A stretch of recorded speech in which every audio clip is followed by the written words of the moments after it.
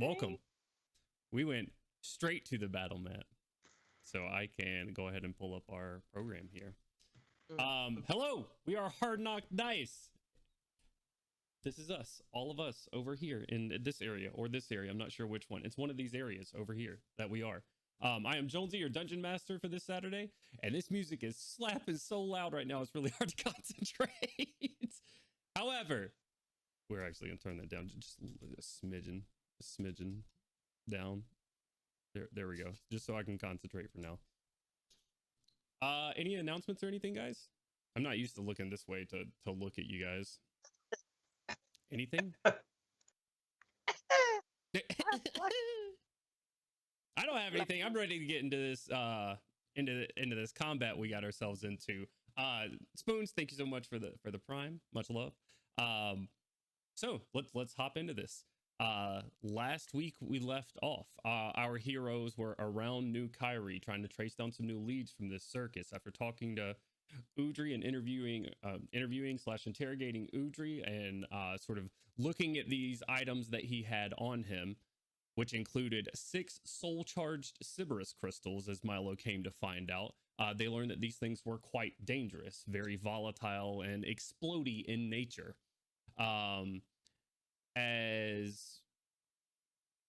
As they made their way through this, and eventually Udry met his demise in town at the hands of the justice of New Kyrie. They eventually made their way through the day and found Abet later that day, who has been their host in New Kyrie thus far. Abet and Neela, from their previous charge, their daughter Lydia, met Abet on the outskirts of New Kyrie, taking them to some sort of meeting that could possibly be a meeting of minds, where the party and this group could potentially combine their information and glean something that would lead them in the right way of whoever is stealing children across Corvair.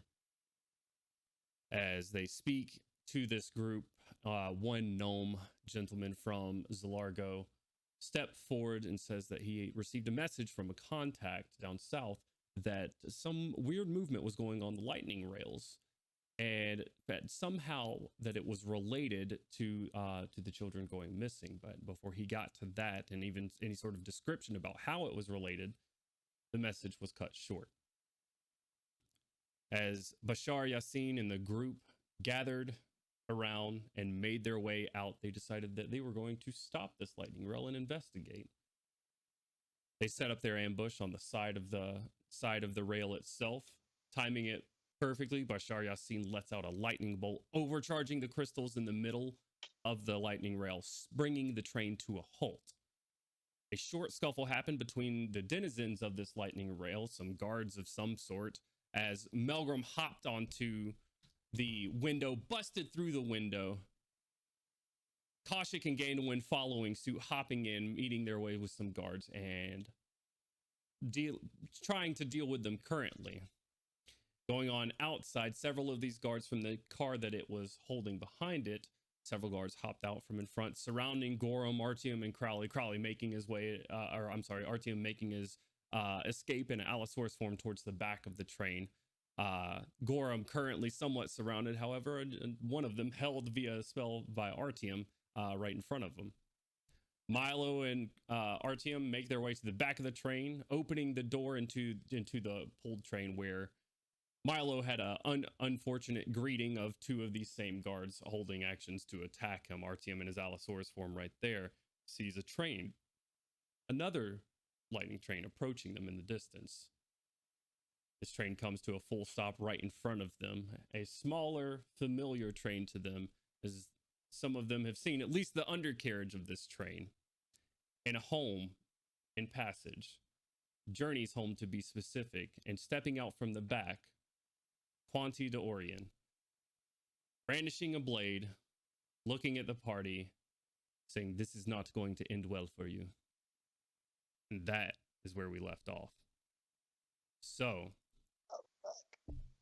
group, we start off our initiative back at the top with Crowley. Zooming in on Crowley here, you're now in initiative. Crowley, what would you like to do? Oh man. Seems to be a lot of people around me. There are a lot of people right here.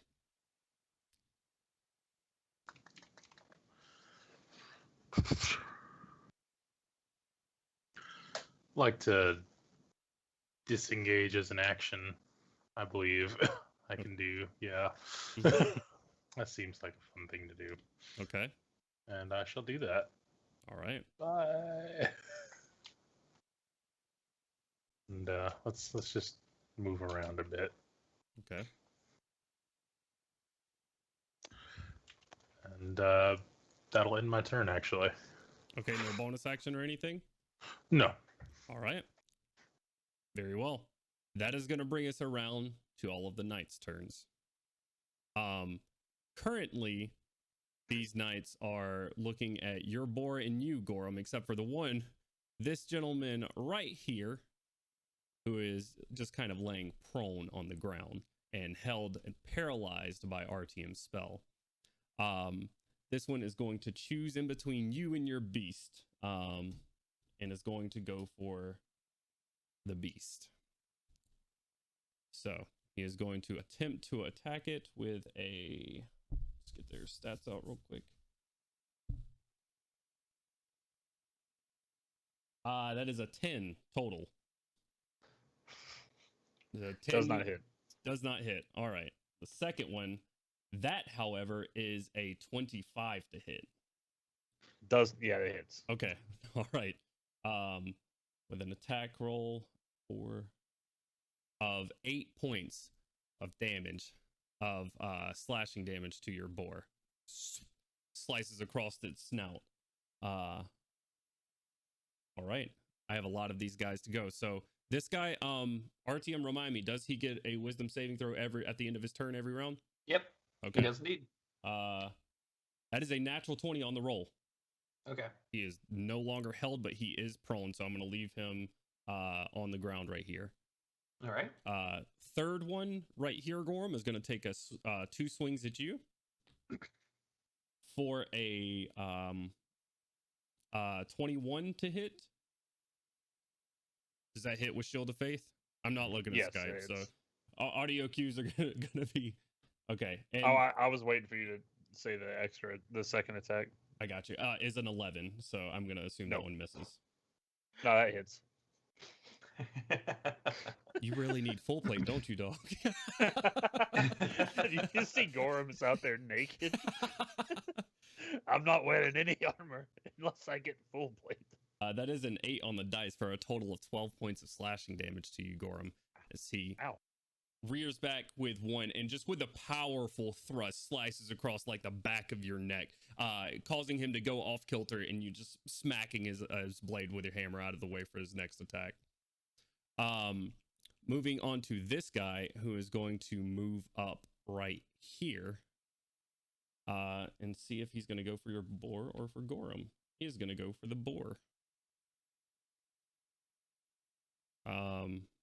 Making 2 attacks that way. Is a 12 to hit. And then I'll go ahead and roll the second. The second one probably hits. That's a 22 to hit. The first one does not hit. The second one does. Okay. Your boar takes 6 points of slashing damage as he comes around and carves a nice boar steak ass for him. Oh wait, we need to be moving through these. So there's 1, 2, 3. All right, this guy is going to go around here. Not having really anywhere to go, Gorham, you're getting surrounded right now. It's not looking good. You currently have a lot of boys around you right now. That's a lot of dudes. That's a lot of dudes. All right, 2 swings at you, Gorham. That's a natural 1 on the first attack, but another 22 on the second one. It's all right. 10 points of slashing damage on the second attack. These 2 are going to hop out as well. Let's see, bringing them out here so I can grab them a little bit easier. 5, 10, 15, Seeing that you're handled, you are completely surrounded. These two, this guy is actually going to open the door. Oh. Hello there. Opening these doors, he sees our friends who are currently inside engaged with some of his buddies.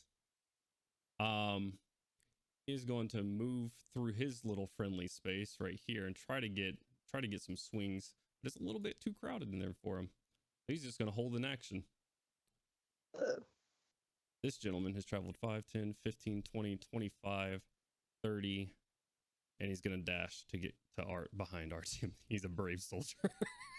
The good thing about these train cars being so small is that when that knight rears back to hit somebody with a sword, he's going to stab a couple of his buddies on the way. Stab. All right, so gonna leave that there. Gonna lock that in place. All right, ending his turn, there are 2 that are right in front of Milo that will be going. All right, Milo, for the first attack, that is a 25 to hit. That is a hit. Okay, and his second attack is another 25. That is 2 18s. God damn. That was 2 natural 18s. All right. 1 on the damage dice. 5 points of slashing damage on the first. And another 5 points of slashing damage on the second. Moving to this last boy's turn is also going to make 2 attacks at you.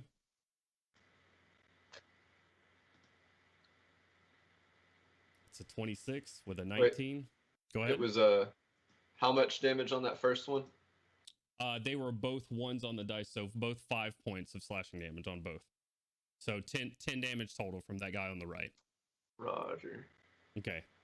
And then his second attack is an 11. So I assume that one misses. The first one is from that. The first swing from this guy right here that hits is 8 points of slashing damage. And that was a hit. Correct. That was a 26, I believe, rolled a 19 on that one. I'm fiddling with my character sheet right now. It's 5, 5, and 8. Correct. All right. All right. Ending their turn is gonna bring us to the man of the hour, Quanti Dorian's turn, and he, after telling you that this is not going to end well for you, is going to Artyom. You see him click his boots with his bonus action, and you just see like wind kick up around his boots. And he, with great speed, is going to also Artyom, give me a perception check real quick. That is a 26. Nice. 26. You hear some whirring of gears and detaching of metal coming from the back of the train that he just stepped from. Okay. But he steps right up to your form, Mm-hmm.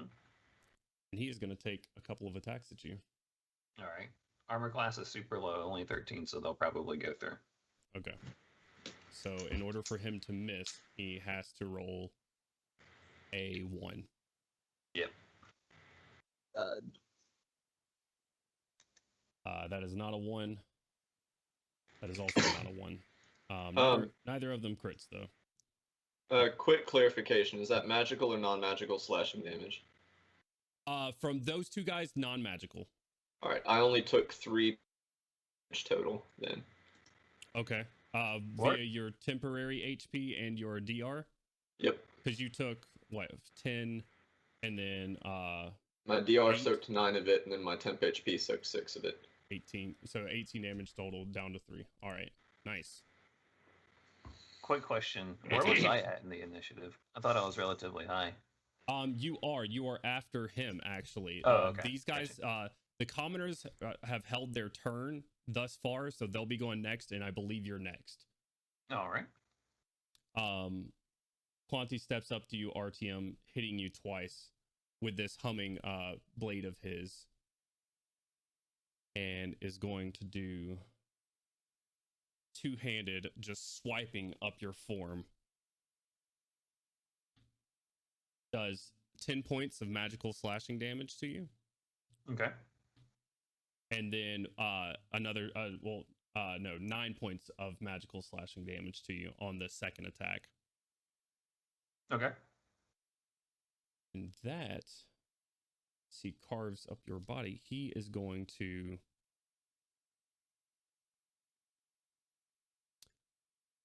no, he's going to stay right there. All right. He's going to try to carve you down. All right. Ending his turn is going to bring us to the commoners who are in the woods here, who are finally going to spring forth into action. Seeing Gorham in a little bit of trouble here, this guy right here is going to run up to the prone guy, is going to attempt to grapple him, which he unfortunately no longer automatically succeeds. You see him bring out rope, Crowley and Gorham, and put it around his neck, and he tries to grab him and drag him into the woods. Fair enough. Get his ass, Seabass. Nah. And he does it. He grabs him. What a guy. This is forced movement, so unfortunately you do not get an AOP, Gorham. But you see one of your commoner friends that Ganwin is convinced to get leather armor. He comes up with just a rope, drapes it under this guy's helmet, and pulls him back into the woods under one of these trees. It's kind of horrifying, not gonna lie. These guys are going with guerrilla tactics right now. We just hear like a banjo playing in the background. This guy is going to run over and swipe at him at advantage with a little dagger. He said, ding, ding, ding, ding, ding, ding. Unfortunately, even with advantage, he just can't seem to penetrate the armor. No. This guy is going to run up behind this guy and try to help you out, Gorham.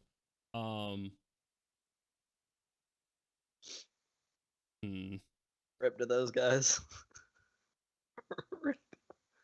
I think it Gorham- might be best for him to just literally give him the health I was about to say, Gorham, he is actually going to try to grab onto this guy's gauntlets and hold him, and he is going to use the 8 action and give you advantage on your attack against that guy if you so wish. Nice.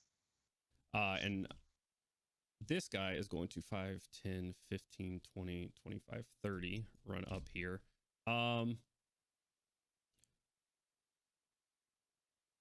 Screw it. He's going to try to attack him. It just takes like a wooden bat out of his He's got the bat. He's over there looking like the cat in the hat. Mike Myers. Is it a reinforced bat? Yeah, it doesn't have barbed wire around it, so no, it's just a regular bat. Unfortunately, though, just not finding purchase. And that is going to end their turn, bringing us to Artyom in your Allosaurus form. What would you like to do? I am going to bonus action drop form and action polymorph myself into a Tyrannosaurus Rex. All right. And I will also not move. That's concentration. Oh no, that's you can just make my character bigger. Oh, yeah. Well, then I didn't need to do this. Whoops. The big T-Rex. So you said you're going to polymorph, correct? Correct. All right. We are going to set you to you're a 3x3, right? Correct. All right. You grow in front of him. Ah, I see you have tricks. And just sort of gets back in a defensive position. What you doing?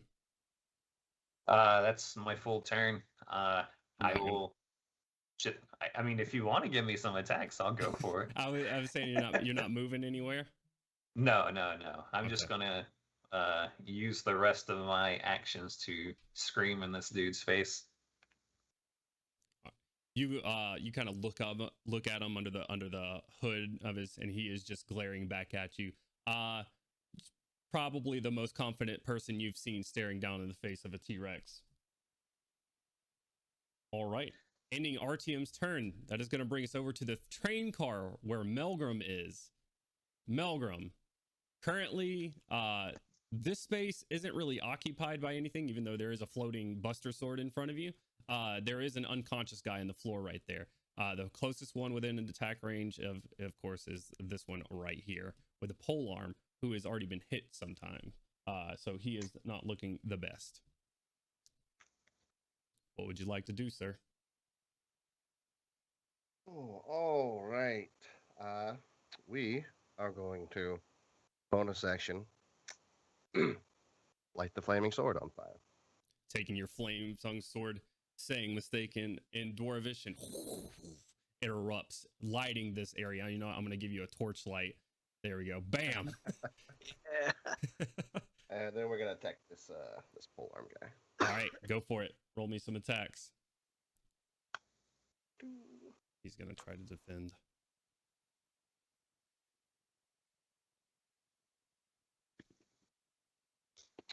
16. 16 does not hit him. Who? Are you attacking recklessly? I am not at this point. And then the next one is a 17 plus 8.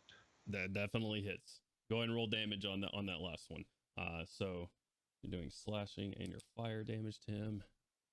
He's been, oh yeah, he's not feeling too hot. Go ahead and let me know what that damage is. Slap his ass cheeks. Okay, stay up there. Hey, stop. Malgrim, point of order. Originally you were doing non-lethal damage. I am going to say that your fire damage and in no way can be non-lethal damage. Just putting that out there. Yeah. Okay. All right. But go ahead. All right. So just the regular slashing damage.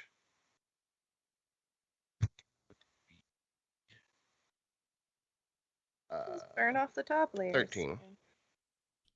Ouch. Is it burn off the top layers? That is a 6 for the first piece of fire damage. And that is a 4 for the second piece of fire damage. As you bring your flame tongue sword, he's blocking the first one, and with his glaive, and just sort of shifting your blade over. But coming back from up, you cut up his face, and with it just slicing him down in his spot, and he is slightly burning right in front of you. He is no longer there. All right. Is that going to end your turn, or are you going to move somewhere?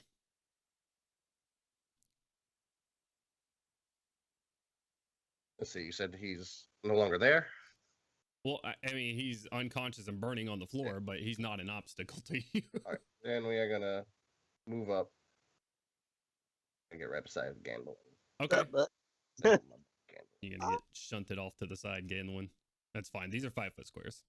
All right, and get right beside Gandalf, helping him out. I don't know why I did that. Oh, there you go. End your own turn. How about that? There you go. Ending your turn brings us to our boy Gorham, who is currently not in a good situation. Also, if the audio, let us know how the audio levels are, somebody. However, Gorham, it is your you and Bursty's turn, and I'm gonna give it over to you. What would you like to do? All right, so seeing this guy, screwing around with this guy's gauntlets, of course, I'm gonna give him the Bonkerino. Okay, all right. The guy right in front of you, go for it. Roll the attack. Let's see. I gotta pull up my character. 17 plus 8. That hits. Okay. This is the guy I hit before, correct? This, yeah. Yes, it is. Toasty. me stinky. I got confused because the other guy got dragged off into the woods. 13 bludgeoning damage on the first attack. Give me 1 second for you had anything. Okay, all right.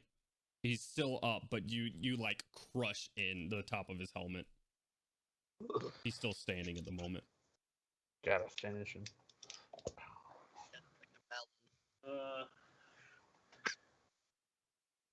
23. 23 hits. All right. 15 bludgeoning damage. With that one conging in one side of his helmet, and then you just bringing it back around as he's sort of just like stunned and dazed there, bringing it back around and poof, just crushing in the side of his helmet completely. He is no longer. All right, so now Gorham's gonna hold up. Let me turn around, Okay. and then you hit him with the. All right. Metal Gear. Bling. And then I'm gonna use my bonus action to Misty Step. Can I Misty Step up to here, or is Yeah. that too far away? 30 feet. Yeah. No, I'd say that's within 30 feet. Go for it. On top of the train. Yeah. Yeah. All right. Let's Keep fighting him, boy. Keep fighting him, Bursty. That boar is about to get served up for dinner. It's fine. He can be respawned. All right. They're like, Oh. those knights are like, no. meat's back on the menu, boys. And your boar goes next. Correct. Go All right. Bursty. Let's see. Yeah. Let's see Bursty go. He's got one guy that's already attacked him right in front of him. What do you want to do, Mr. Bursty?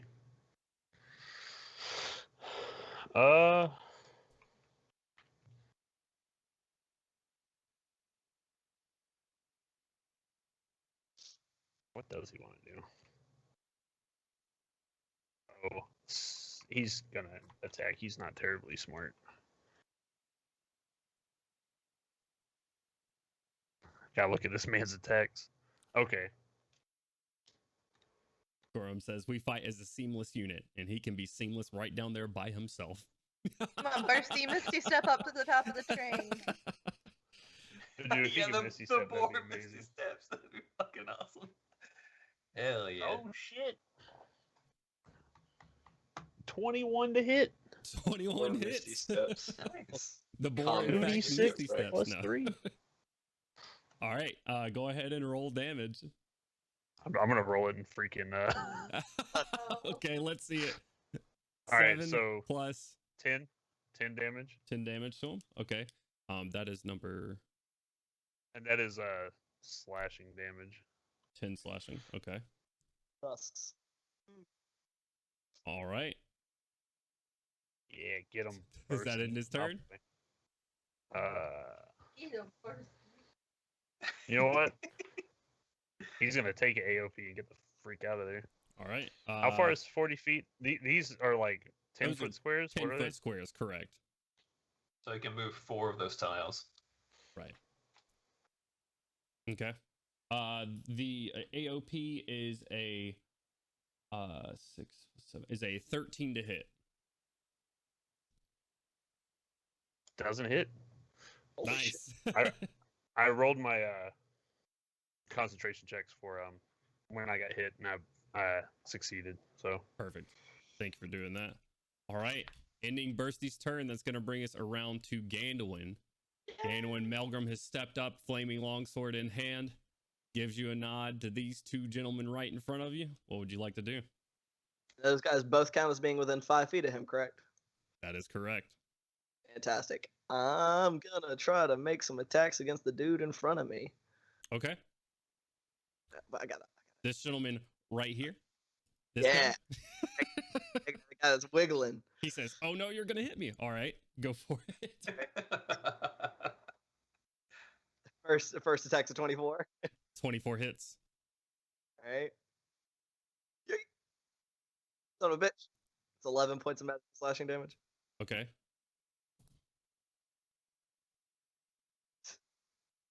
I assume a 16 doesn't hit. 16 does not hit, unfortunately.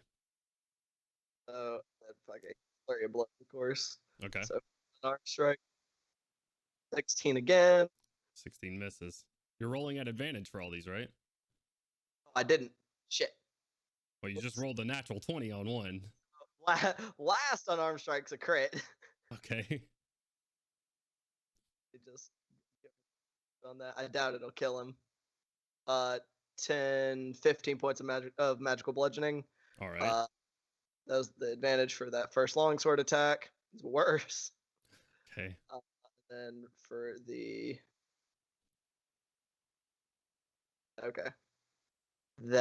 so still with advantage, still only 2 hits.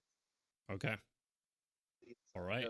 Unloading into this guy, long swords. Unfortunately, him and his brother right here just sort of like making a phalanx that's kind of hard for you to penetrate right now. So both just shields up, sort of defending off your blows at the moment. Big herd. All right, he took 26. All right. All right. Does that end your turn, or would you like to do anything else? I'm maintaining my position, so that'll do it. Very well. Ending your turn, Kashik. That is going to bring us to your turn. What would you like to do? So I want to. Can you guys hear me? I can Yep. hear you. Okay, cool. I want to use my bonus action to go ahead and move my weapon. Okay. To.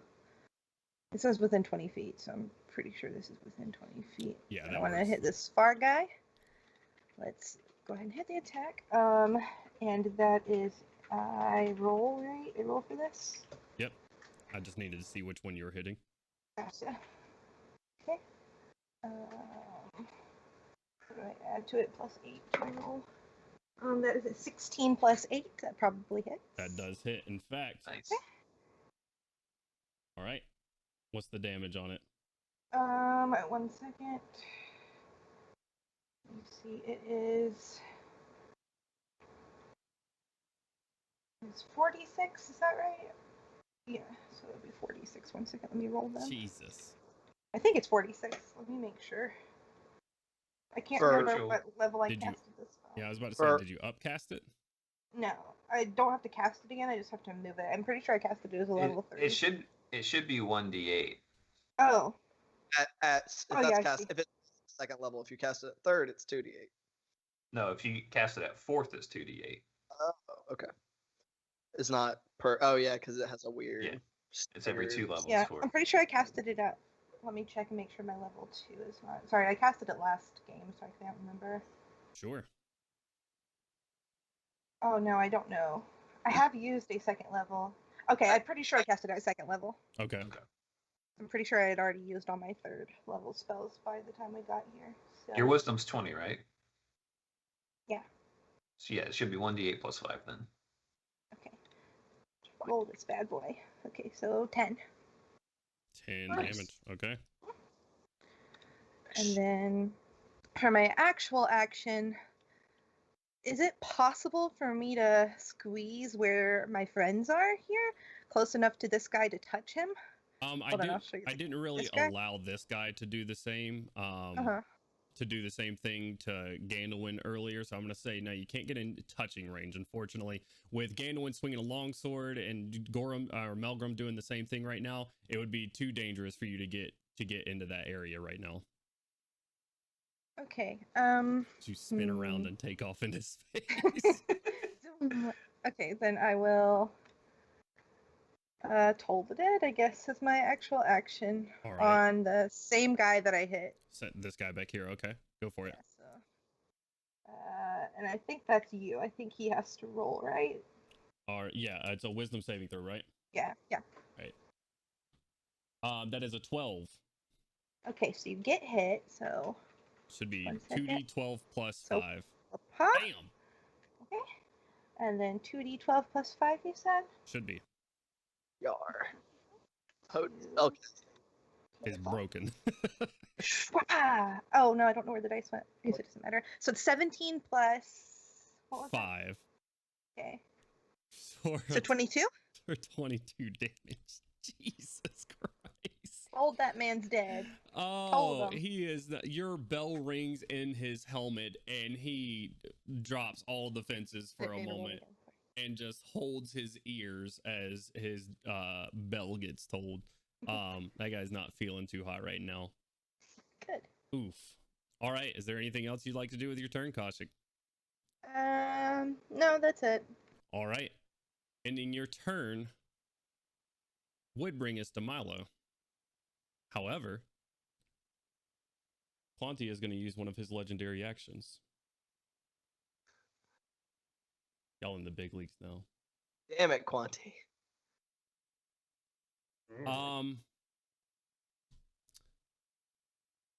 Being a spellcaster himself and realizing the spell that you've cast in front of him as he also has it prepared, Artyom, I would like you to roll a wisdom saving throw with a T-Rex's stats. Okay. Oh. Oh. Just see as a here. reminder, not proficient, not at advantage. For all intents and purposes, except for dropping the spell, you are a T-Rex. 17 plus 1, so 18 total. T-Rexes have a +4 to their wisdom. Again, Plus 1. +1. Oh, I thought you said +4. Okay. For an 18 total, this is exactly what you needed to succeed. Ooh, hell yeah. Oh my goodness. You did love guys to hear see that? it, boys. All right. Milo, that is going to bring us to your turn. Milo, I will say, as I didn't describe it to everybody else, when you open this door, you see crates that are both locked and chained to the wall and to what they are like securely strapped onto these tables and locked into place. However, right as you saw that and sort of saw deeper into the train, you got poked a bunch of times by these guys right here that were holding their actions. With that in mind, what would you like to do? Well, with the whirring and the hissing and all of that, I am going to cast haste on myself. Okay. And I'm going to bop that guy on the right-hand side. Go for it. That is a 11 plus 6. Does a 17 hit? 17 does not hit. All right, well, I do not bop the guy on the right. I take a shot at and miss the guy on the right. Bonus action his shield to up, deflects the attack. Bonus action what? To recharge my temp HP. Okay. Insert Halo shield sounds here. Yes, exactly. I'm having so much fun with this map. I'm like bouncing everywhere, guys. This is crazy. All right, It's really ahead. cool, dude. If I can actually move my bird and have him fly down around it. Sorry, controlling on this thing is weird.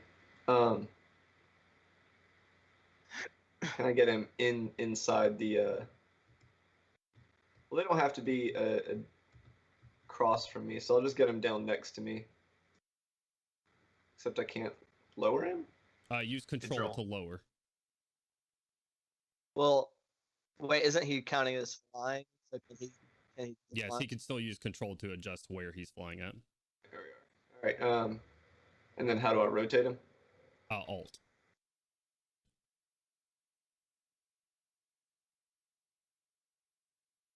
Oh god. What? Here, I'll rotate him for you. Just when I'm looking at the guy. And go ahead and hit that right guy with the help action or aid, whatever. Okay. All right. And that's all my stuffs. Okay. Did the two guys in the car with us get a turn? They did not. They'll go right now though. It's sorry, man. It's difficult to track all this. Well, no. Oh, that guy walked up. That's right. These two guys in front of you didn't go though. 2 attacks at Melgrim, 2 attacks at Gandalin. That is a 2 and a 7. Melgrim, I'm assuming that a 14 does not hit. And then on you, Gandalin, that is a 16 plus 7 for a 23 to hit. And then an 11, 4 plus 7 on the next one. So I assume the 23 hits? Hits. Okay. 18 does not. With a 1 on the dice for 5 points of slashing damage. All right. Bringing us to the end of initiative. RTM, you see stepping out from behind these things.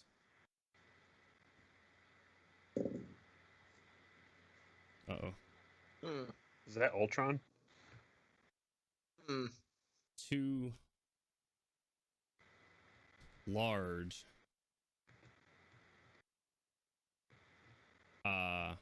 well, they look like constructs to you. 5, 10, 15, 5, 10, 15, 20, 25, 30, cold it. 35, 40, 45, 50, 55, 60. Surprising time when I get out of this train car. 5, 10,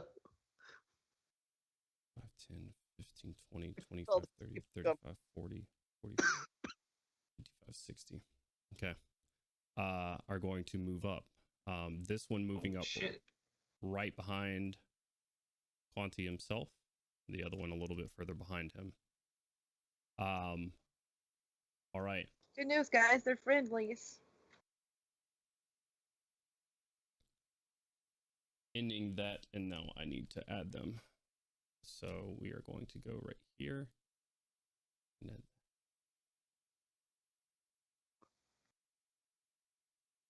they will be going at the end of initiative.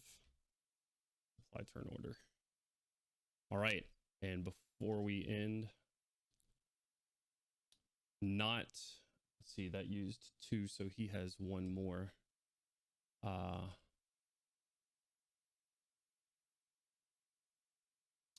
He's going to use his last legendary action for this turn to use his movement and not provoke an AOP and move right up under Milo.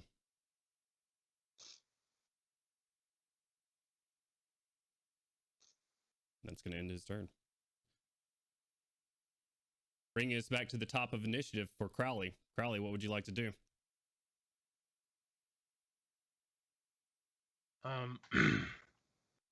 Crowley is going to, let's see, attack the boar head as a spirit pops up where Gorham just misty stepped away from and stab at the guy from the ground up. Richard. Okay. And so I've got to make an attack roll. Is this one of your of course, being from the warrior that I told earlier. Oh, that's a lot of noise. That's a lot of thunder. Yeah, it's happening the same time over here too. It's wild out there. My God.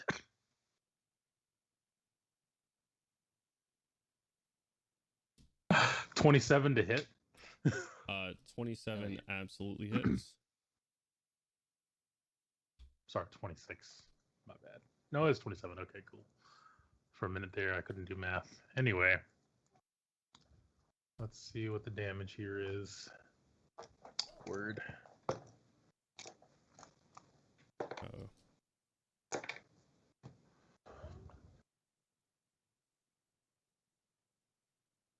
For 18 damage.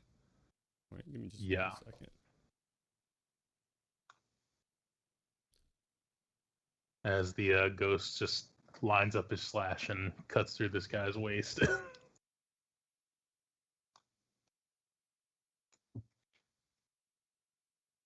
All right.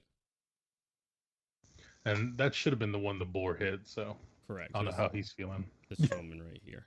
Well, let's see.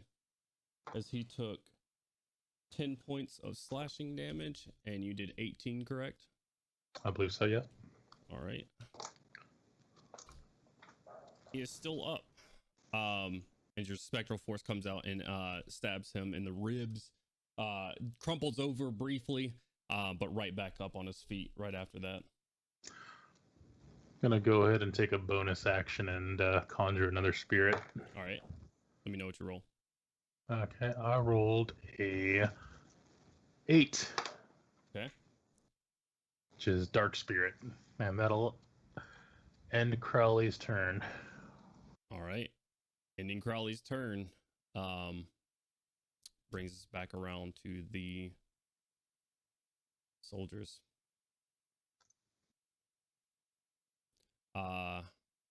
This one doesn't want to let the boar get away. These two, realizing that they're not going to be able to get up to Gorham, who is now Misty stepped away from them, are going to go towards these guys. Yeah. Shit. And make 2 attacks. Well, rip to those dudes. Well, he hits once, that's for sure. And then the second one, yep. Yeah. This guy is, let me see what I roll on the damage dice. This guy is badly wounded, but not dead. With 2 slices, unfortunately, one does fall. And you see one of the Chiron town members that decided to take this journey with you is slain as one soldier just walks up, slicing across deep gashes across his chest, falls to the floor, and is now bleeding out. Nia's turn. This one is going to take 2 attacks at your boar, Melgrim. For, I believe I said a 13 misses. Oh, I'm sorry. This is a 14. I rolled a 7 this time. Is a 14 hit? 14 does in fact hit. Oh, all right. And then the second one is a 26. All right. The boar takes 12 points of slashing damage, and then a 6 points of slashing damage. As this guy runs up to it after being gored by him and just starts slicing him down. How's the boar looking, Gorham? He is still alive. Nice. Okay, not gonna forget these guys this time. They're gonna take a couple of swipes at you again. This guy's feeling useless. He's actually gonna.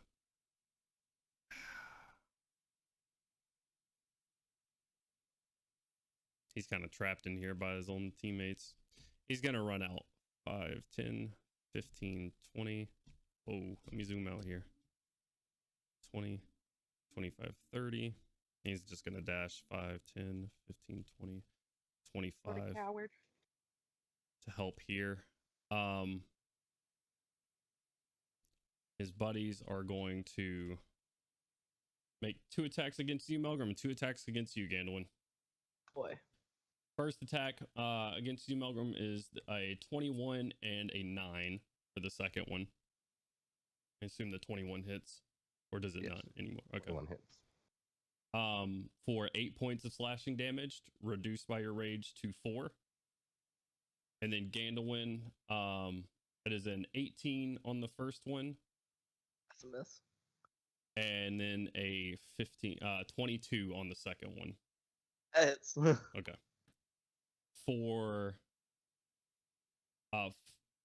5 points of slashing damage. Thank God. Okay. And then 2 guards. The 1 guard behind you, RTM, gets a turn as he didn't dash. He's gonna make his 2 attacks against you. Right. AC's only 13. Okay, then that first one hits. The second one is a 6 plus 7 for 13 to hit. Okay. You take 8 points of slashing damage. Okay. And then 5 points of slashing damage. Okay. As he just runs up and starts carving the calves of your big T-Rex heels. All right. Roll some concentration checks. Milo, oh yeah. Yep, we're good. Okay. Let me write that down, by the way.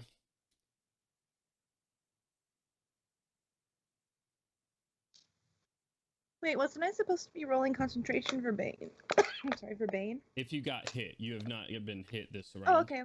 Yep. Which I believe actually it was this one right here who was baned, and I have not taken a D4. So I believe one of those that hit Gandalin was a 22, correct? Right? That would be a -2. Do what?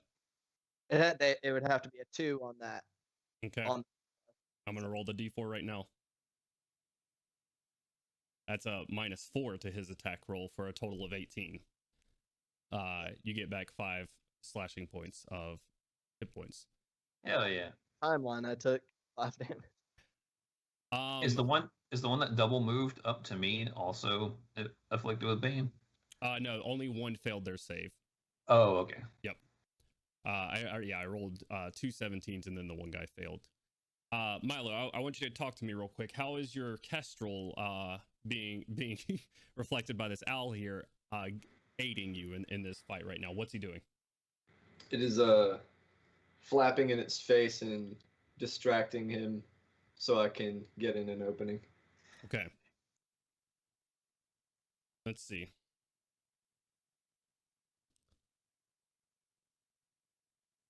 All right. He currently still sees you as the bigger threat. So these two are going to now take slices at you. That's gonna miss. That's a 13 to hit. Super miss. Second one is a 20 to hit. Miss. Okay. The second one's gonna take 2 swipes at you for a 19 to hit, and Miss. then a 17 to hit. All misses. All of them misses. Unfortunate. Clanking off my armor. Unfortunate. All right. Those guys have gone. All right, I believe I got all the knights this round. I call them knights. They're not knights. Feel free to forget about them though. You know, we won't. Yeah. Which is gonna bring us back to Quanti. I need to make sure to use his spells.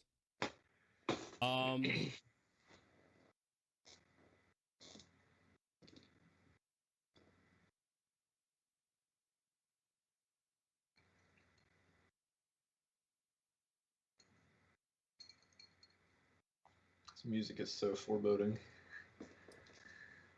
Milo, Oh god. make a charisma saving throw for me. Oh no. I think I know what's coming. Ain't too many of those out there. Oh Jesus Christ.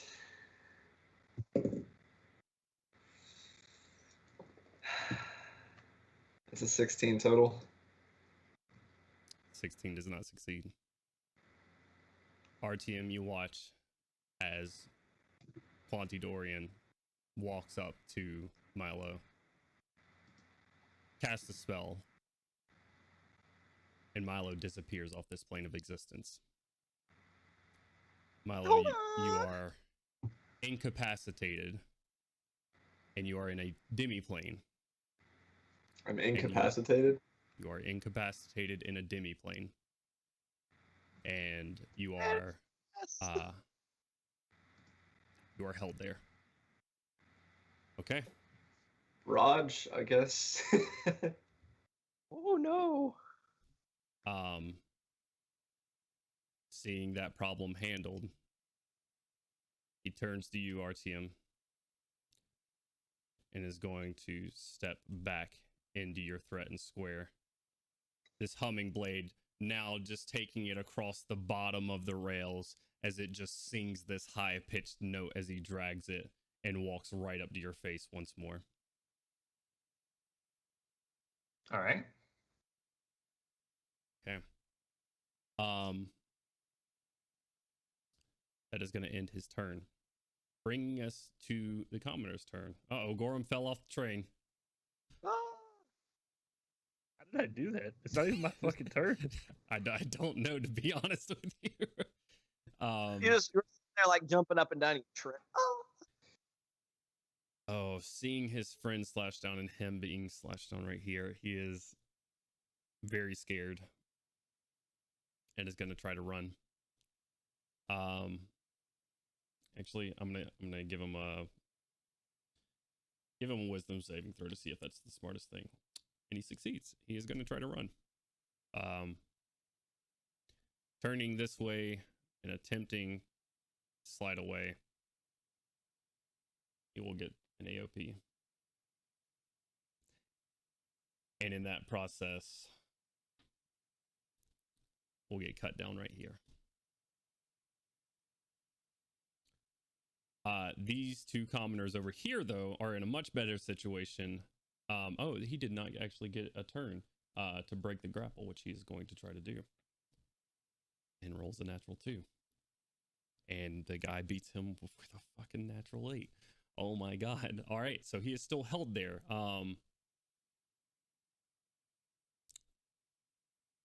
Wonderful. He's gonna get 2 attacks made against him. Let's go. Come on, guys. Oh wait, they're at advantage. They're at advantage. At 20, let's go, boys. Crit him. The other one is going to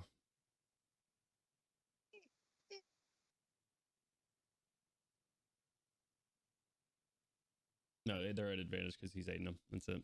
He misses. Unfortunately, does not do anything. Trying, man. They're trying. Doing their best. Ending their turn, Quanti is going to use 2 of his legendary actions to hit you, Artyom. Okay.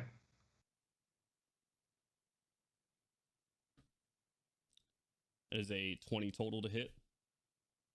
Oh, just a melee attack? Yeah, that hits. Okay. You see his blade crackle, Artyom, as he kind of scrapes it across the rock and stone. And as he hits you with it, this crackling energy surrounds your body. You take 9 points of slashing damage. Okay. And 6 points of thunder damage. Okay, cool. So 15 total? Sure.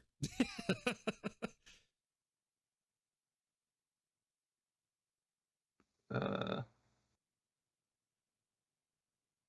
right. All right. That is going to end that legendary action, and that brings us to you. All right. I still maintain concentration. I'm going to use my multi-attack for the action and slap the dude that's closest to the train behind me. Okay. All right. Does a 20 hit? 20 does hit. Yeah. Okay.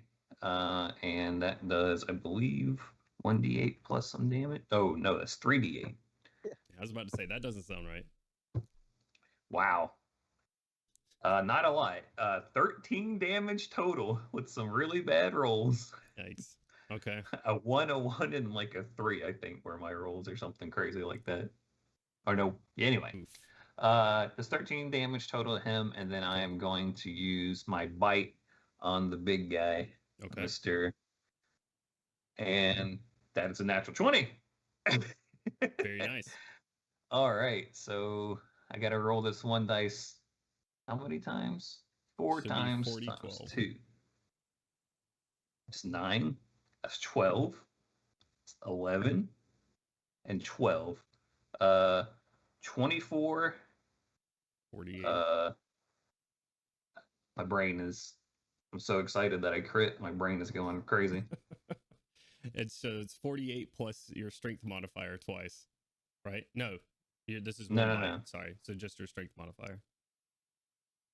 Hold on. That was 2 12s, wasn't it? Those 2 12s, a 9 and an 11. Yeah. Wait, so it's 24, 35. So that's 44. So that's 88 plus 7. So 95 points of damage. Jesus Christ! Holy shit! He's not. That was a good so, jump. He is not looking so hot right now, and if I'm not mistaken, he is Needs to roll a concentration check. Restrained. He does actually, and while he does so at advantage, I don't foresee a 40 happening. Milo. Yep. You are bamped back into existence. Well, all right then. How far away is this clockwork guy right here? The This- closest one to me. He is within 5 feet of Orion, so he's about 10 feet from you. Okay. Well, screw it. I don't care anyway. Since this guy's in my mouth and he's 2 sizes smaller than me, I am going to be able to run my full speed. Okay. And we are going. Oh. Oh no. What's going on in adventure? Going out here with them. Okay. So I'll take opportunity attacks from the 2 guys behind me and maybe the clockwork guy. Correct. Just trying not to get close enough to the clockwork guy, but I'm not sure what that range is. Right. So for the first guard, that's a 10. Second guard is a 17. Does 17 hit you? Yeah, it's 13 to hit. Oh, okay. All right. For 7 points of slashing damage. Okay, I still maintain concentration. The guardian. Uh-oh. Is a 26 to hit. Yeah, that'll do it.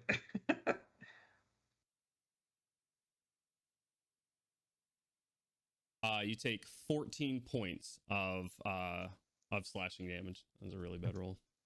Ooh, okay, I barely maintain concentration. Literally right. get exactly what I needed. Alrighty then. Is that in your turn? That ends my turn. But he needs to move with me, though. Oh yeah, I'll move him over there with you. Bloop. All right. No. Jesus. That's my turn. Oh God, that hurt. All right, Melgrim. Not a bad turn. It is now your turn. Oh, all right. So These What'd guys you are getting say? pretty smackered up in here right in front of you. would you say I'm able to see into the other train as well? Just kind of.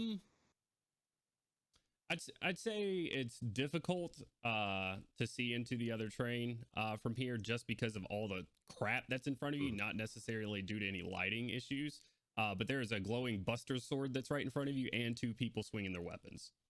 If you're looking for anything specific, it'll be a perception check, but that'll be your action. No, I'm not looking for anything specific. Just like, holy crap, there's a lot more.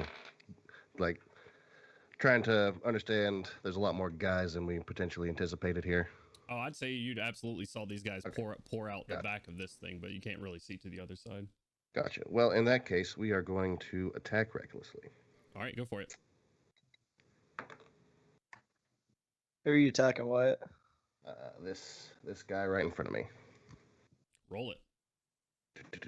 All right, so that is a 17 plus 8 to hit. Yeah, that hits. Go and roll damage. Where's my D8? That is 9 damage Okay. and fire damage. That'll be 6 fire damage. Okay, so total of 15. And your second attack? Okay, that's an 18 plus 8 to hit. Let's see if I can fish for a crit. That hits. Okay, yeah, no, just 18 plus 8. All right. That'll be 13 regular, the magical slashing damage, and then let's roll that beautiful fire damage. 10 fire damage. All right. He was hit before, and I'm trying to figure out for how much. When did that guy get? The guy right in front of Malgrim? Yeah, I thought he got hit. That was Yeah, like, he got hit by the Buster Sword, right? no, I thought- that was the guy was that the is no longer there. Okay, well I don't have any damage on him, so I don't think he got hit because I hit the guy in front of me. right, and that's probably where that came from. All right, he is also looking hit the guy in front of very, Tavern. very hurt. So, yeah. Is there anything else you'd like to do, Melgrim? Still got a movement.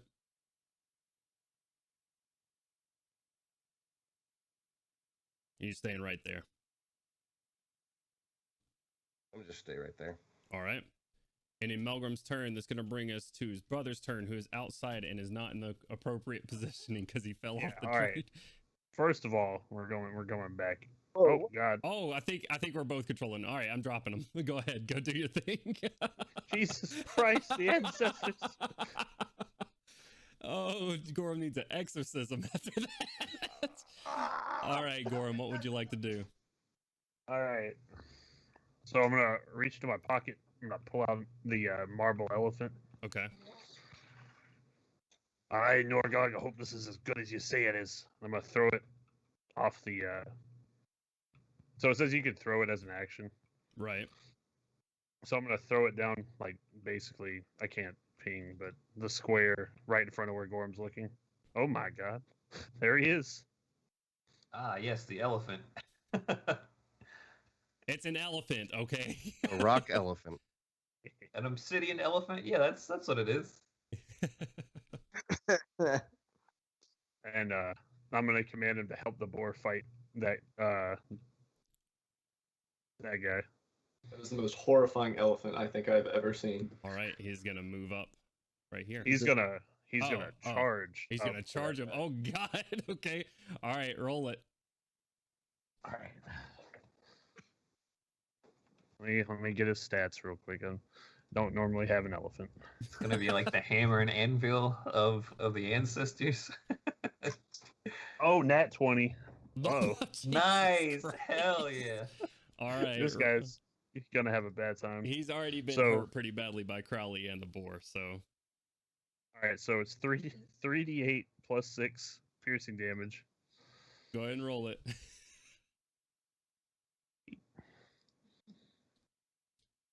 Hold on, I've already fucked it up.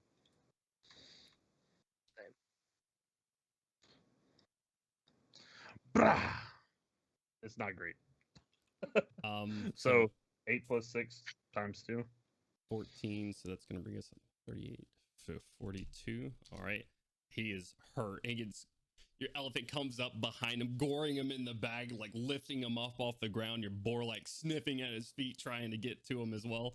He is still clinging on to life. So now he needs to make a DC 12 strength saving throw or be knocked prone. Okay. These guys aren't bad at that. So, and with a natural 17, he does succeed. So he lifts him up for a bit, but does land back to his feet and turns around. Who brought the fucking zoo? And he is not happy with his predicament. Oh man. Jesus, Oh, Can you Arceus. face the right way, elephant? There you go. All right. Unfortunately, he did not knock him prone.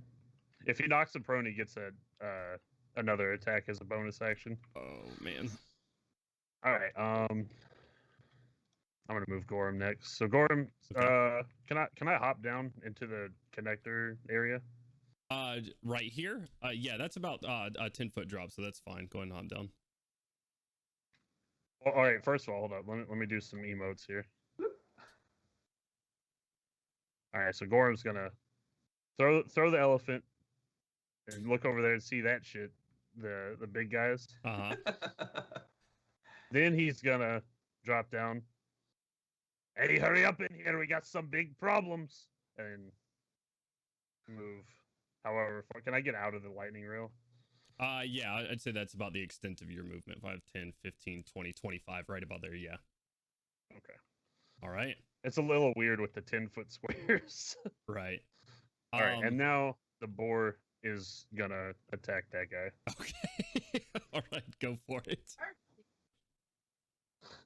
Get him. Gorham the summoner. War him. This is not the role I saw you fulfilling. All right, let's see it. It's not great. 7? 7. 7. 7 misses. It's surprising, but these guys do have fairly high AC. At least higher than 7. So he right, stays up. Your elephant's still kind of goring him. Your boar jumps up to finish him off, but unfortunately just kind of clinking against his armor. Is he gonna move anywhere or is he gonna stay there? He's just gonna stay there for now. All right. But that's my turn. Ending Bursty and Gorham's turn. We're gonna bring it around to Gandwin right after these messages over here where Quanti is. Uh-oh. Inside of the mouth of a T-Rex. Quanti is not happy with his current predicament after he's taken a hell of a bite and is going to himself, using 2 of his legendary actions, to cast the spell of Misty Step and get the hell out of his mouth. What a ripoff. 5, 10, 15, 20, 25, 30. Getting right here. Breathing heavily, looking at Artyom. You little shit. It's going to bring us to Gandalf. Not so little shit. I think. All right. They do believe. Gandalf. Yes. You heard Gorham plink down onto the connector right in front of you, saying you got some big problems out here. Not his voice didn't crack in the middle of it like mine just did, but he said you got some big problems out there, and you have this hurt gentleman in front of you. What would you like to do? Proceed to beat the brakes off of him. Beat his brakes. Let's see it. Roll with advantage this time. Yep, both with advantage. Good. That's a good thing. Nice. That there we go. With your bonuses, that will hit. See with the 8. Motherfucker. For a total of. What was the damage? I didn't hear you. Magical slashing. Your mic cut out again. 9 magical slashing. Okay, thank you. I don't know why I was cutting out. 15 with your bonuses will hit. For a total of 12 magical slashing. 12 magical slashing. 7. Oh my god. 1 damage with the 2 longsword attacks so far. Okay, he is breaking your longswords just through these. You've kind of figured him out at this point and figured out his armor through these slits of his armor. He is bleeding profusely in front of you at the moment. He is on death's door. All right. But still up. That is gonna hit. If I can get a crit out of it, no. Okay. That one's gonna be 10 magical bludgeoning. With that, he crumples to the deck, finishing him off. Did worry, so other one, my last one. Other guy. This is really unfortunate, Ian, but your internet connection is doing something. I'm having a really hard time understanding you. Can you hear me right now? Yeah, I can hear you right now. You're hitting the other guy? Okay. Yep, with advantage. That hits. There we go. There we go. Oh, shit.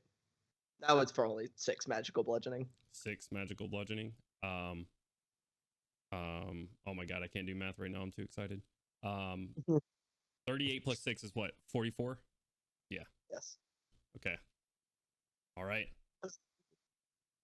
Gonna move anywhere? Or you gonna stay right where you are? 10. Is that right? 15. Yep. 5, 10, 15 puts you onto the platform outside. 15. And then we're gonna 15 and 20, 25, 30. What the shit?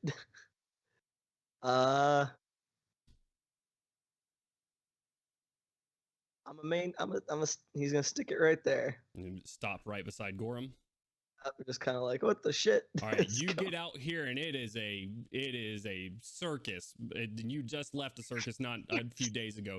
You have a boar, you have an elephant, you have 2 gigantic iron sentinels of some sort on the other side. You see a T-Rex off in the woods, and Crowley is sitting there just summoning spirits and what have you. What the shit? That's all I gotta say. There's a lot going on. All right, that brings us to Kaushik. It's you and Melgrim in the train with this guy. What would you like to do? Now can I move up close enough to touch him? You can go ahead and touch him. I'll give Ask him for a consent. touch. Sir, may I give you a touch? You may if you tries to attack if you hit his armor class. If and only if you hit his armor class. That will be a 15 plus 8. With your bonuses, will absolutely hit. Okay, and I rolled for a level 4 vampiric touch. And so what that is, I will siphon life force equal to 4d6 from him, and he will take that amount of necrotic damage, and I will take half of that as hit points that I gain. Oh God. Okay, let's see it. Roll it up. Okay, so it's 4d6, 1, 2, 3, 4, plus my bonus, I think, as well, right? Okay. So it would be 46 plus, oh no, not plus anything, just 46. Yeah, just 46. Whoopah! Oh my gosh. Okay, so that is 19 necrotic damage that he takes, and I gain half of that, which would be 8. Is that right? Can I do math? Correct. Would be 8. Okay. So I get 8 hit points back. Kaushik, Oh no. Melgrim, as you watch Kaushik stand up, black energy surrounding your fingers, she reaches out and grabs this guy by like the collar and pulls him in. You see the little bits that you can see through his armor just decay and withers, and he just goes from this like strong fighting individual to a gaunt skeleton almost in his armor, and falls to the ground. And you see Kaushik, the black energy returning back into her body, healing some of her wounds. And now we are all a little bit more scared of Kaushik. Jesus Is he dead? Christ. He is gone. Yes, I'm gonna is turn left to this realm. I'm gonna turn to Melgrim and give him a little smirk. Okay. What you're like, that's pretty neat. Give him a little wink. Yeah. Melgrim's like, I'm starting to see why Bill's afraid. All right. Ending Kaushik's turn. Am I muted? Can y'all hear me? I can hear you. If it's possible, I also want to take a little bit of movement. Yeah, go for it. Okay, I want to. How far can I move? And I can move the Buster Sword too. Still, if it can get within 20 feet, can I just move to like right here beside Gan? 5, 10, 15, 20, 25. So 30 feet would kind of put you on the train tracks itself, right behind Gandalin. Okay. And then can I?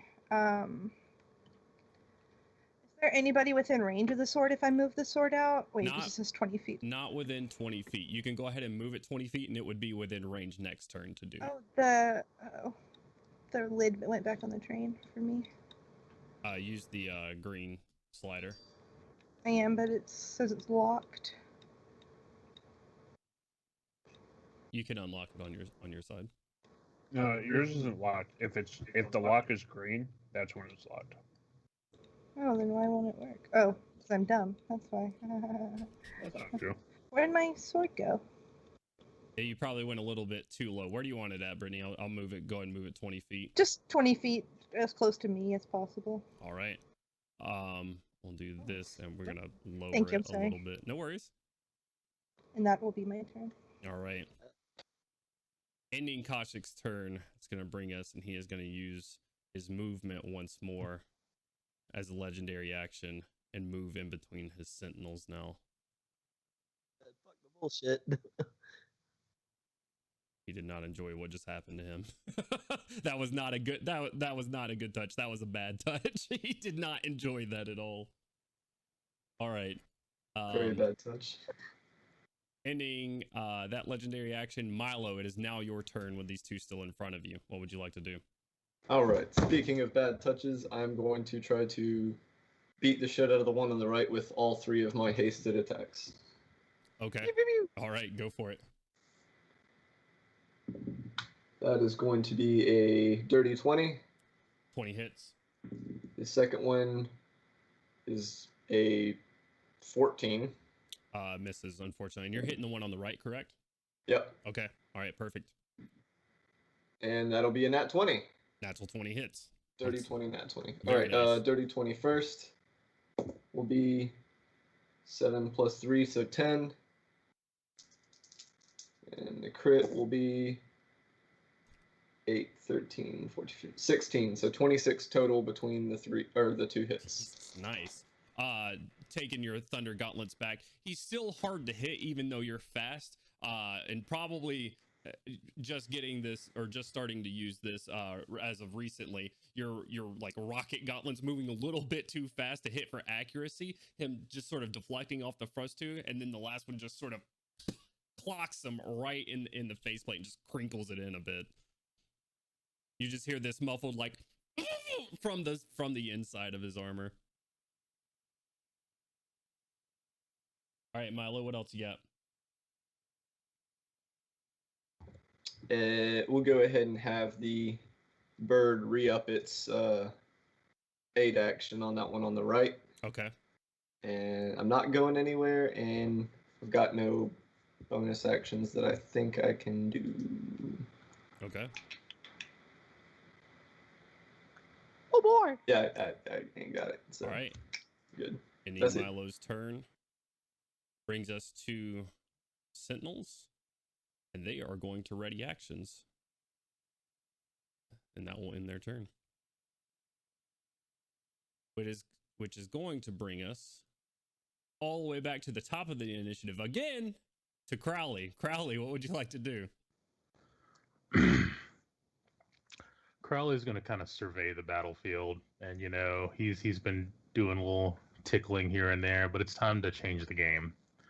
And so Crowley will like spread his hands up and raise them as the souls of all the departed around him start to rise and start throwing themselves at Crowley and form the shape of a huge T-Rex polymorph. Hey. Where did it go? We got 2 T-Rex. As the little mask on the side, top of the head, just gives the yell, not the mouth.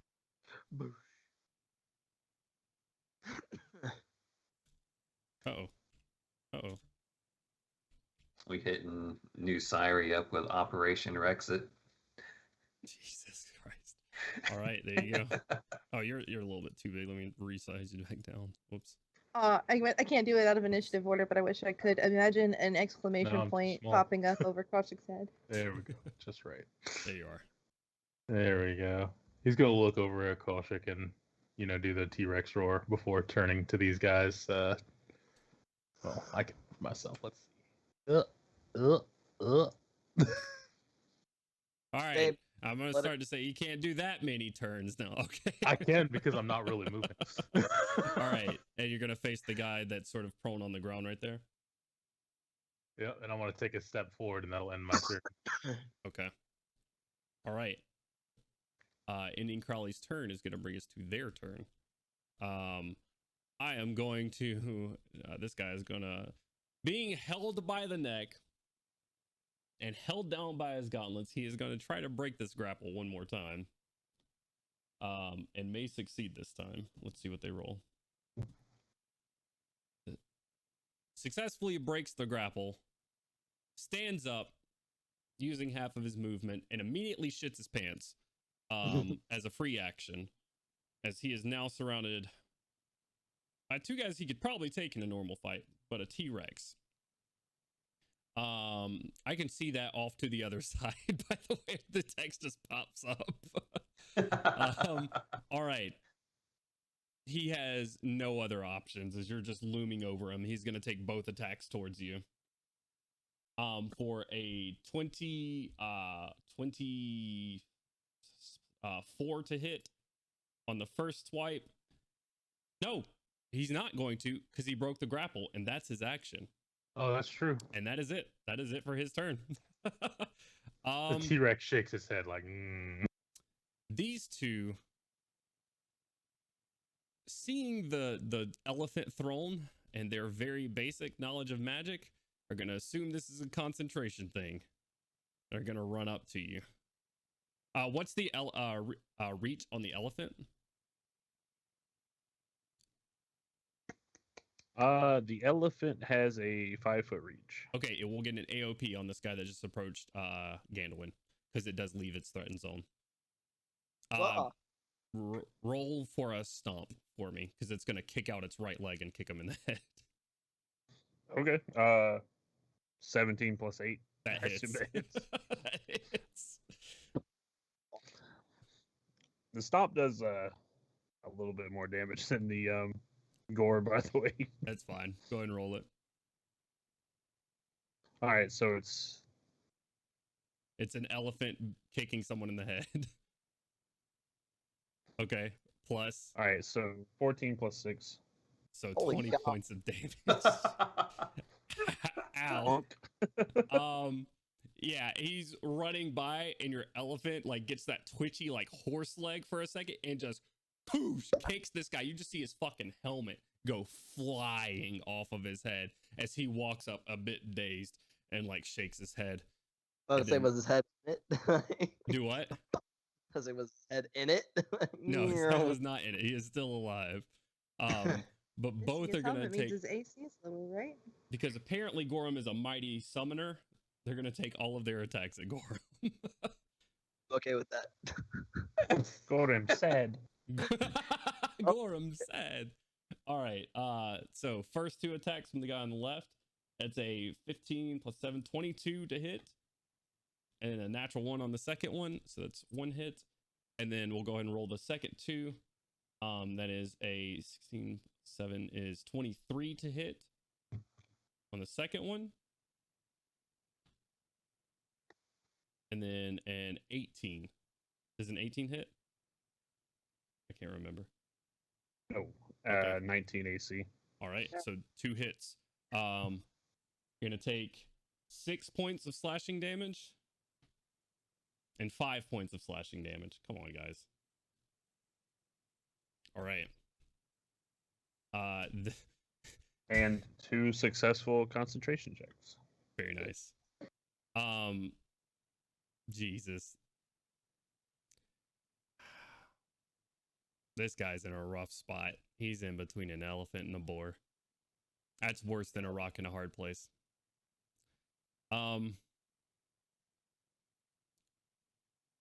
Seeing the elephant as the bigger threat is going to turn around and take 2 swipes against the elephant.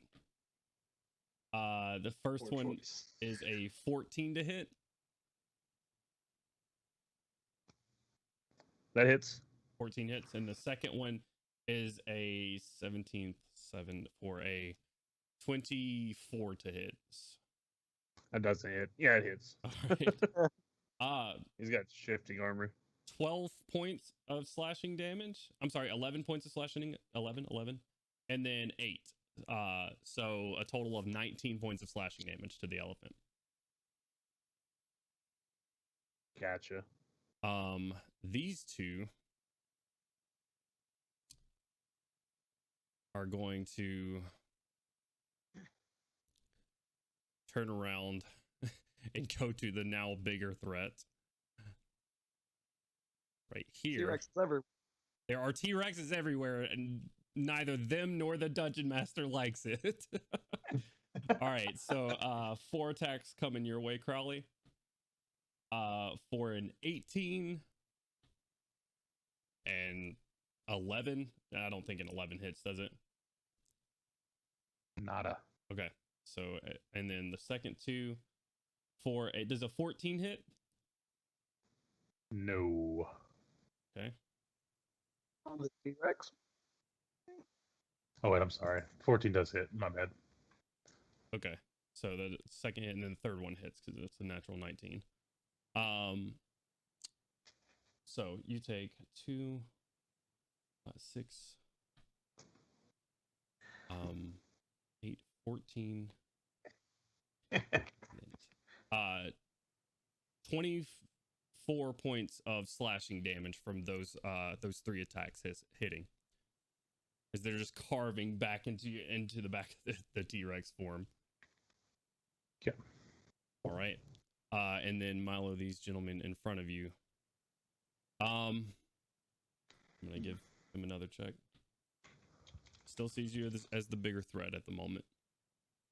He's gonna take a couple of swings at you. That's gonna be 4 attacks against you as well. That's a 9. 19 on the second one. I believe it's still a miss. Oh my god, these guys are rolling like shit. 15. It's a miss. The last one is a 23 though. Does 23 hit when you're hasted? Yeah. Okay. 5 points of slashing damage, which I assume gets reduced to 0 basically. Yep. I take no damage. Via temp HP. All right. Ending their turn. Let's just make sure that's all of them. Okay. Yeah, some of them got exterminated, which makes my job easier. Ending their You're welcome. turn is gonna bring us to Quanti's turn.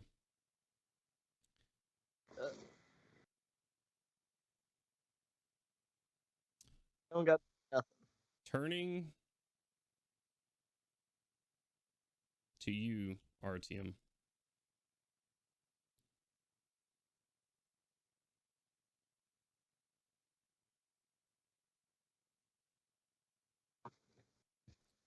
I would like you to roll.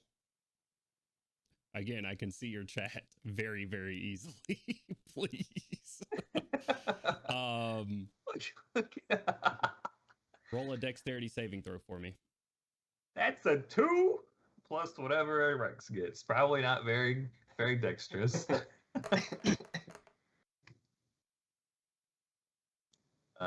It's gonna fail, I'm sure, regardless of whatever it is. They have a 0, so 2.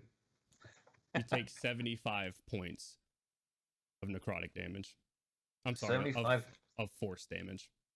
75 points of force damage. As That's a he big points yikes. at your form, and the back, as you're sort of turning around, hits you in the side, and the meat of the T-Rex form that you've taken just starts falling off as he casts Disintegrate your way. All right. Well, I am. That's quite the concentration check that I did not make there. So I will drop polymorph, and I don't think we have a mini for me set up. Not polymorph. That's so fine. Just... I can find one really quickly because I know exactly the one I want to go with. All right, that sounds good. I thought I had him on the board, but apparently I do not. As I find RTM really quickly, here he is. There you go. Hey, perfect. I'd say you got your money's worth out of that month. Yeah, that crit was fucking insane. Yeah. All right. He's gonna say exactly where he is right now, as he has some options available to him. That is gonna end his turn for now, and we are going to go to the commoner's turn. The two that are left, now bolstered by their new ally, who is now right in front of them. One is going to take his hands over his helmet and like dig it into the eye plate and say, "Come on, cut his neck or something, Jesus!" And just try to like put it in his back as he pulls his head back. The other guy's gonna try to hit him with a dagger, giving him the 8 action. Guys, I swear this is fate. At advantage, I had rolled a 6 and a 2. Well, they could kill somebody, right? If you look at the way they're standing, it pretty much sums up how I feel about the way they're rolling. Eh. Like, oh no. It looks like how they feel about this fight. Huh? I don't know what to do here. Down, right? All right. Well, ending their turn, it's going to bring us around to Artyom. All right. Well. Oh wait, I have to give you control over this mini. Oh yeah. Also, that T-Rex is still there on my screen. Yep, I'm about to take him out. Player permission, curse him. There's that, and then dead. All right. I can't move him. Oh, it's not my turn yet. Oh, because I haven't put him in the turn order. Sorry. That's all good. You go after the commoners. Apply turn order, and we're gonna go back to human druid. There we go. All right. So I'm probably like right here or something. Right. Well, those are 3 guys that I definitely don't like them being where they are. I'm not exactly sure how we're going to do this, but I would like to cast Wall of Thorns Okay. in a circle area, just completely wrapping into all three of those dudes. All right. What level is Wall of Thorns? It is Or level 5. What level are you casting it at? Okay. It's through the staff, so I can only do it at that. Okay. Fonty is going to try to counterspell it. Okay. And fails to do so. Oh shit! Wow.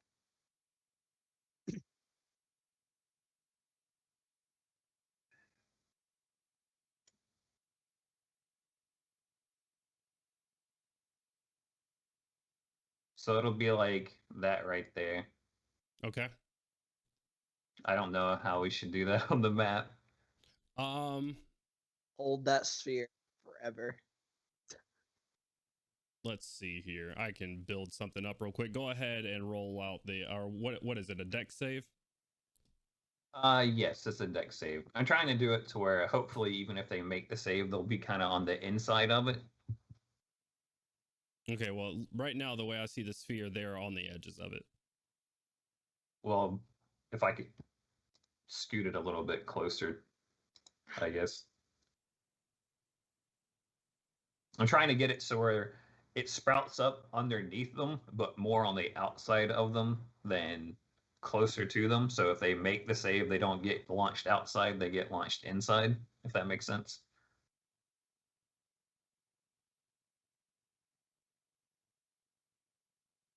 All right, go ahead and drop your sphere.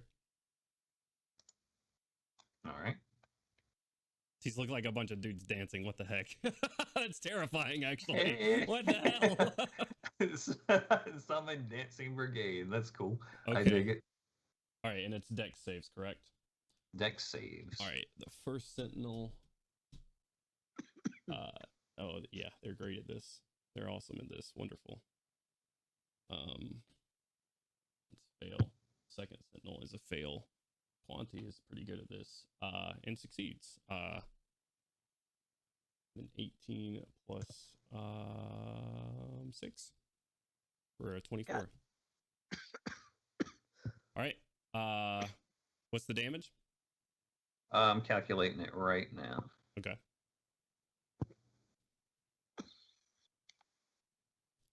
Damage is a flat 40 of magical piercing. Christ. All right.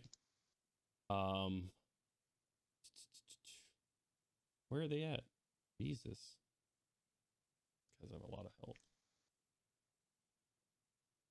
They both failed, and you said magical piercing. Damage, immunities, magical piercing. That's crazy. No, I'm just playing. I'm just playing. All right. Yeah, no, they take that, and he takes half. All right. Let's be 1 second. 95 was from the T-Rex bite, and then plus 20. Okay, I need to keep track of that differently because it's not working right there. All right. Oh, just to be clear, did he hit me with Booming Blade earlier? He did. So when you moved, you would have taken more damage to that T-Rex form. But how much of the damage of the disintegrate carried over to your form? None of it. I just failed the concentration check. That's right. So unless it did more than 13, it wouldn't have mattered. 1, 3, 4. It would have done 10. So no. Okay. There you go. All right. And then I am not going to shapeshift, and I do not have a cantrip that is a bonus action I can cast. So,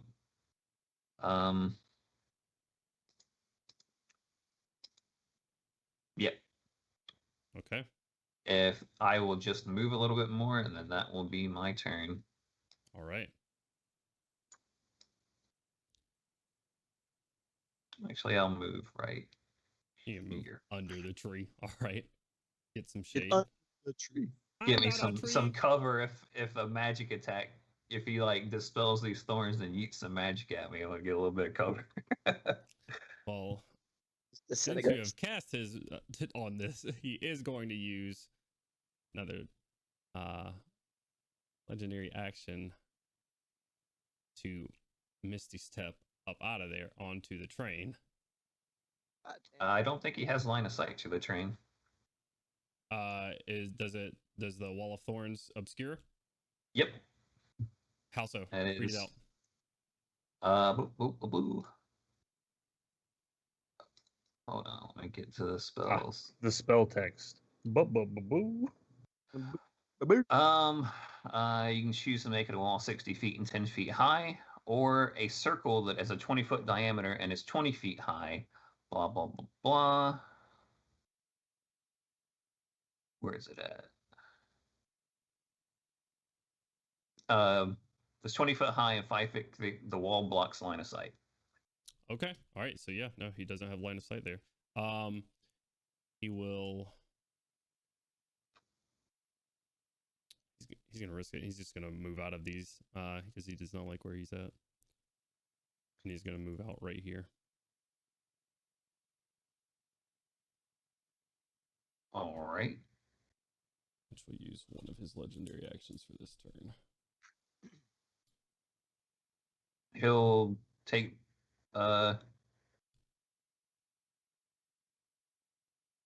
if you're moving back into the wall, I think he takes the damage again if he's trying to push through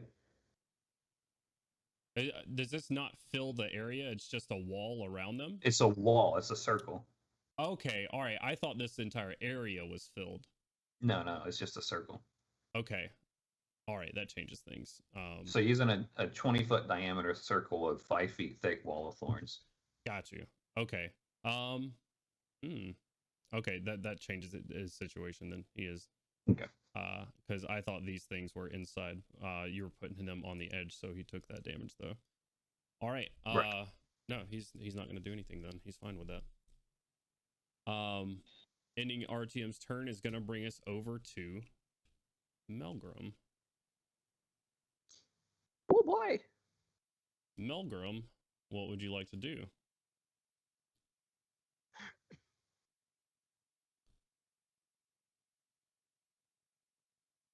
Melgrim? All right.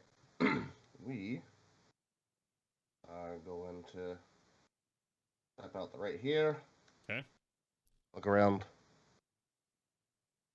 That's a lot of people. All right. Well, good luck, brother. May the ancestors be with you. And also, I'm going to go help Milo at the back of the train. 10, 20, 25, 30, 35. Myself all the way down there. Okay. That's about 35 feet where you just moved to. 35 feet? Mm-hmm.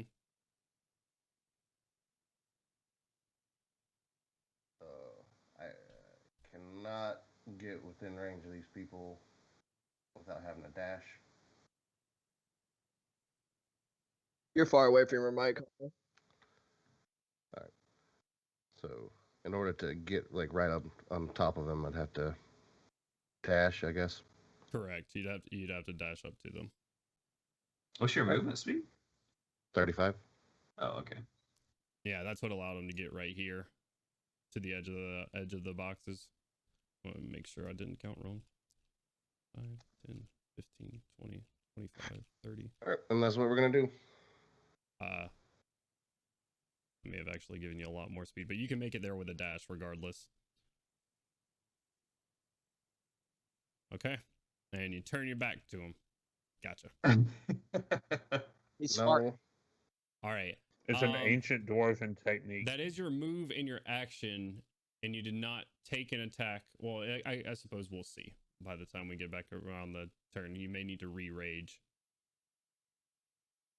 Oh, don't you have that thing to where you can move 15 feet if you rage? When he So took a new rages. bonus action, That's- re-rage, and then get within 15 feet and And attack nothing them? says that you cannot rage while you are already rages. So, yeah, actually, Yeah. you can Yeah. rage midway and make it up to them. All right, sure. I mean, I was planning on re-raging after this anyways because I didn't know if I'd be hit or be able to attack. So, Yeah. if you'll allow me to do that and attack, then fuck yeah, I'll do that. Yeah, go ahead and roll. Go ahead and roll some attacks. They'll get extra grumpy. Which one are you attacking? The one on the left. Your left, I assume. Yeah. Okay. All right. And we will be recklessly attacking. Go for it. So that is an 18 plus 8 to hit. That hits. Damage. Oh, well, that's disappointing. Only 8 magical slashing damage. Okay. And let's get that fire damage in there. 8 fire damage as well. Okay. Hell yeah. Let's do this second attack.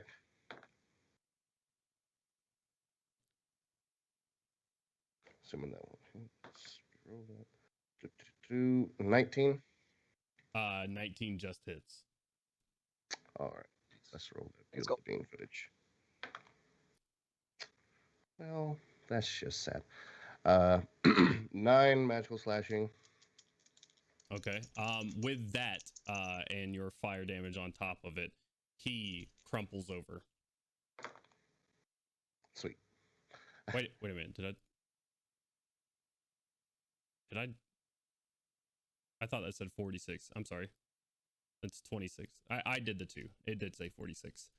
He crumples to the ground, slightly on fire. Slightly. Slightly on fire. Awesome. All right. End your turn, Melgrim. Yep. With that, we're going to end our turn. All right. Gorham. All right, Milo, let's get him. What would you like to do, sir? You've been labeled a summoner. I do like that. I mean, technically, they're not wrong. I have summoned a thing or two. I'm adjusting this guy's health so I can keep track of things a little bit better. You can't do that on your own freaking on other people's turns. So give me one moment. Okay.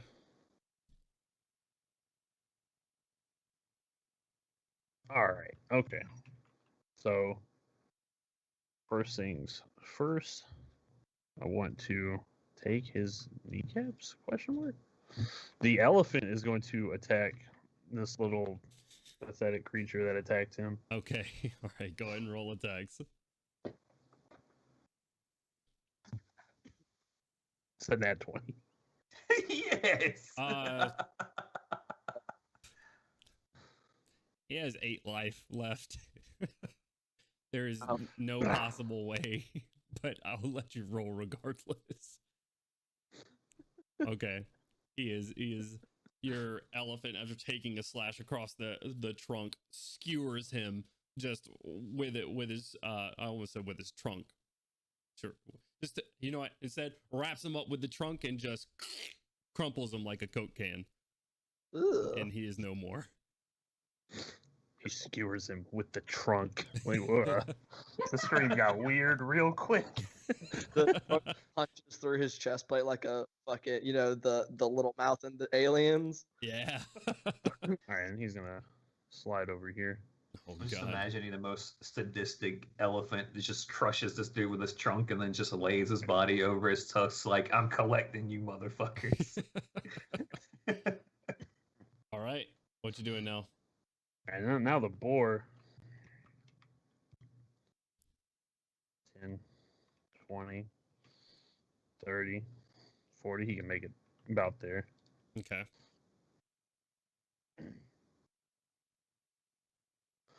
And he's going to attack the guy on his right. The guy on Percy's right? Okay. Go ahead and roll it. Get the aim up there. It's +5 on his attacks. 16, so... That hits. 21? 11. Wow. Math is real hard, dude. Math do be kind of hard. Man, I don't know if it's math or if it's me, you know? How much damage is it? 2d6 plus 3. Let's see it. 9 damage. 9 Nice. slashing damage. As he is cut from behind. As your boar raises up. He's not you see a very wide-eyed figure in this suit of armor right now, as you're not sure where your boar's horns just went. All right, now it's Gorham's turn. Okay. Christ. There's so much going on in this fight, dude. There's a lot going on, I'm not gonna lie. Okay, you got rid of the flanking rules, right? So I do not have advantage. Correct. Gotcha.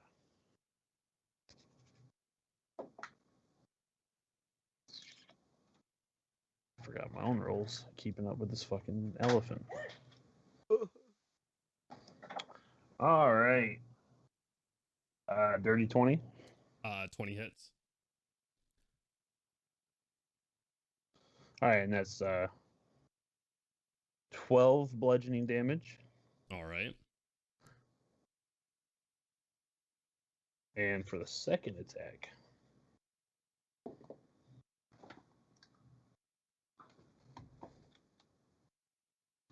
that's a 15. 15 misses, unfortunately. So 2 swipes at him. The first one connecting after he's turned around to get your boar off of his back, hit him in the pauldron, turns around and blocks your second attack. Does that finish Gorham's zoo of fun? Yes, that ends the circus. All right. Gandalf, it is your turn. I've got a dude in front of me that requires attending. So. I don't know what's going on with your mic, man. Something's going on, or your internet connection, one of the two. Can you hear me now? Yeah, I can hear you. Okay. I'm just attacking the dude in front of me. Okay. A good old thwackening. All right. Thwacking him. A 20 to hit. 20 does hit. Sweet.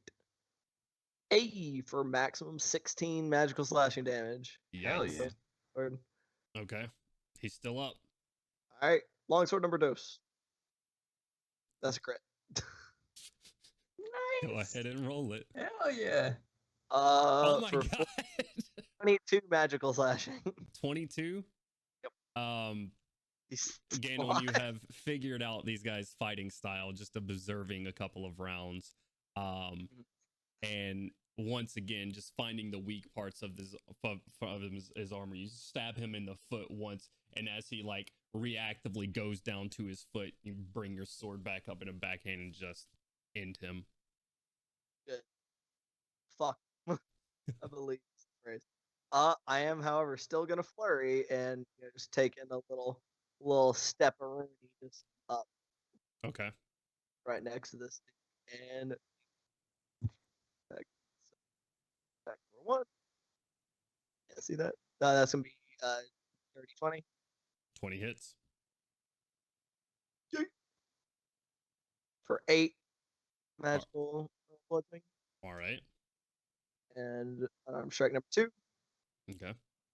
4 I will hit. for another 8 magical bludgeoning. All right. He is still standing. You have flurried, stepped up, and just clocking him in the side of the head. This guy is not having a good day right now. The magical kidney punch. Oh.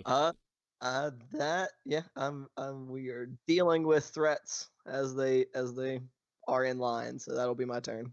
Okay. Ending Gandalf's turn. Baron Dorian is going to Misty Step onto a point he can see, which is on the back of his sentinel. Oh, but he can't stand on him. That's unfortunate.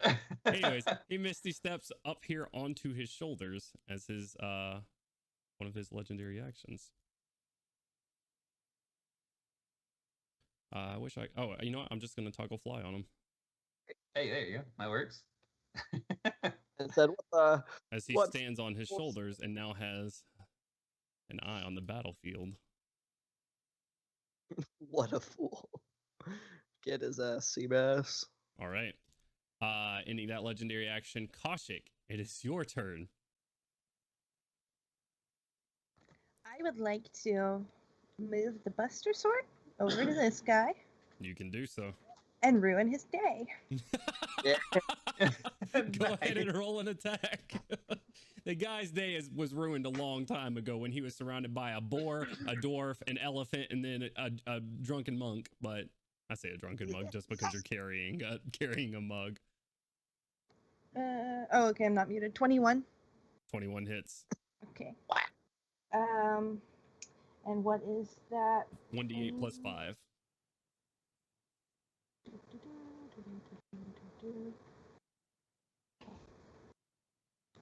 Wait, I thought it was 2D. Is it only one?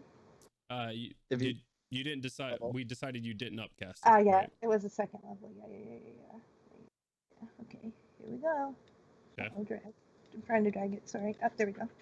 Okay, so 7 plus 5, so 13, 12. 12. All right. 12. Ouch. As the Buster Sword cracks down on his head, at this point his helmet is held on not by any straps or anything, but because it is dented into his skull. But he is still up, but barely. Okay, and then I would like to, that was my bonus action.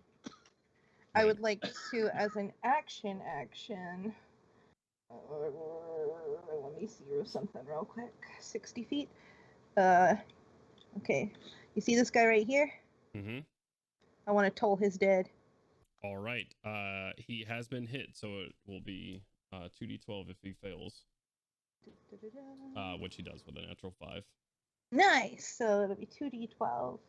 Okay. Plus 8 damage for him. Or plus 5, sorry. 2d12 plus 5. Yep. Let's see him. So he is going to take 16 points of damage. So that's going to bring us up to... Oh, yeah. Jesus. That is necrotic, by the way. All right. Yeah, no issues. Bringing out, cracking it. This guy in front of you, Ganowin and Gorum, just catches the Buster Sword in the helmet and is just sort of staggered there right now. He is not long for this area, or this realm. And then casting Toll the Dead over here on him. You see him grabbing his helmet shortly after you do. Also, not looking too great. Ooh. All right, is that in your turn, Kaushik? Yes. All right.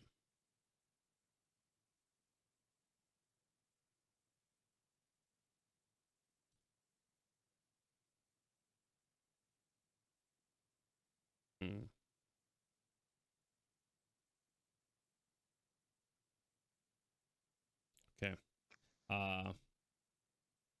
Not having much to do with his turn at the moment.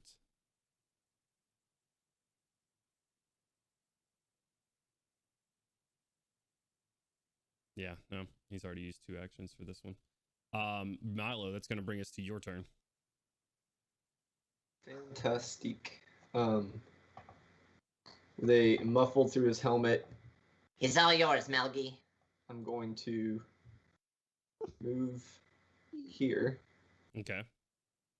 And with your hasted movement, what are you at right now? I have a 60-foot move speed. Okay. 20, 25, 30, 35, 40, 45, 50, 50. Yeah, I measured it out while we were waiting. Gotcha. Should be like 45. Right. And then I'm going to take all 3 attacks at that little friend of mine with the sword. All right. Immediately next to me. Go for it. Hell yeah.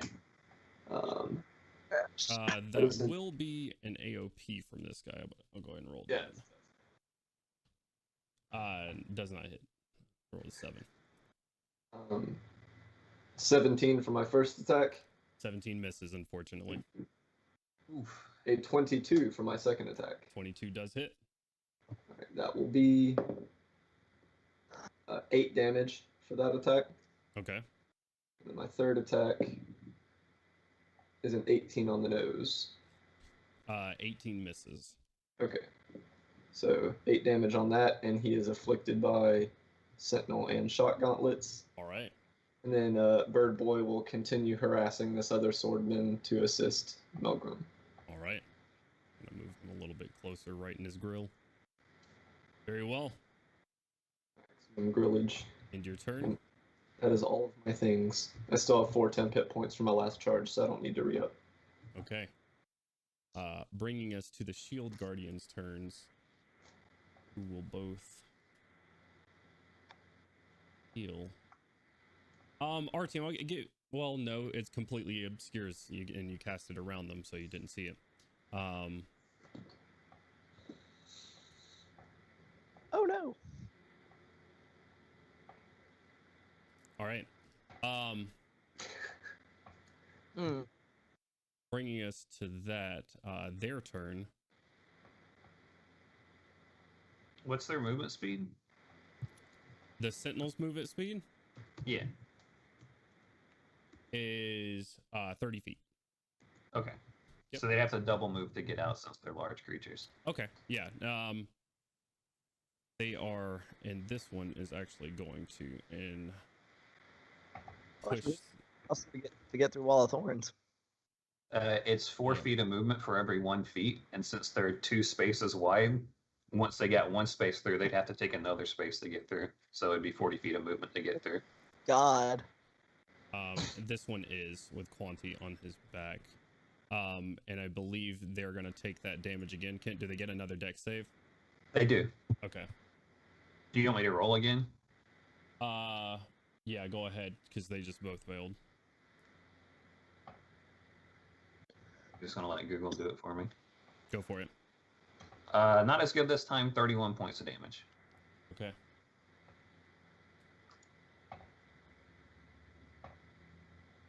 All right. Both of them out now. Melgrim, you see sort of in your peripheral as you're about to attack this guy, one large shield guardian step up. And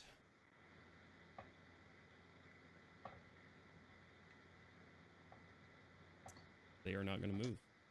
They are going to stay here.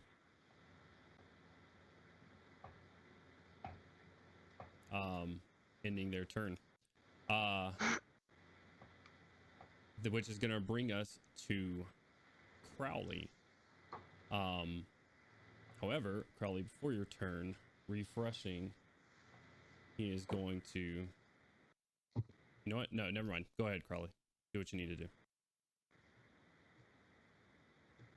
I think it's time to take a bite out of this guy. That is he prone? Was he prone? I can't remember what he is anymore. He is not prone. He did get back up. The one commoner gave the other advantage, but unfortunately it was wasted with a 6 and a 2. So he's just kind of standing there right now, not in a great spot. Got to reorient myself. I've been watching the stream instead of the battle now. Right. All right. Gonna be a physical attack. Let's look at this T-Rex right here. We're gonna do the multi-attack, and we're gonna start off with the bite. Okay. 22 to hit. 22 hits. Just curious. DM, just curious. And that is 1 second. I feel like that animation does not give Boom! justice to the T-Rex. To the T-Rex bite, but it'll work. 1 second, we're mathing up here.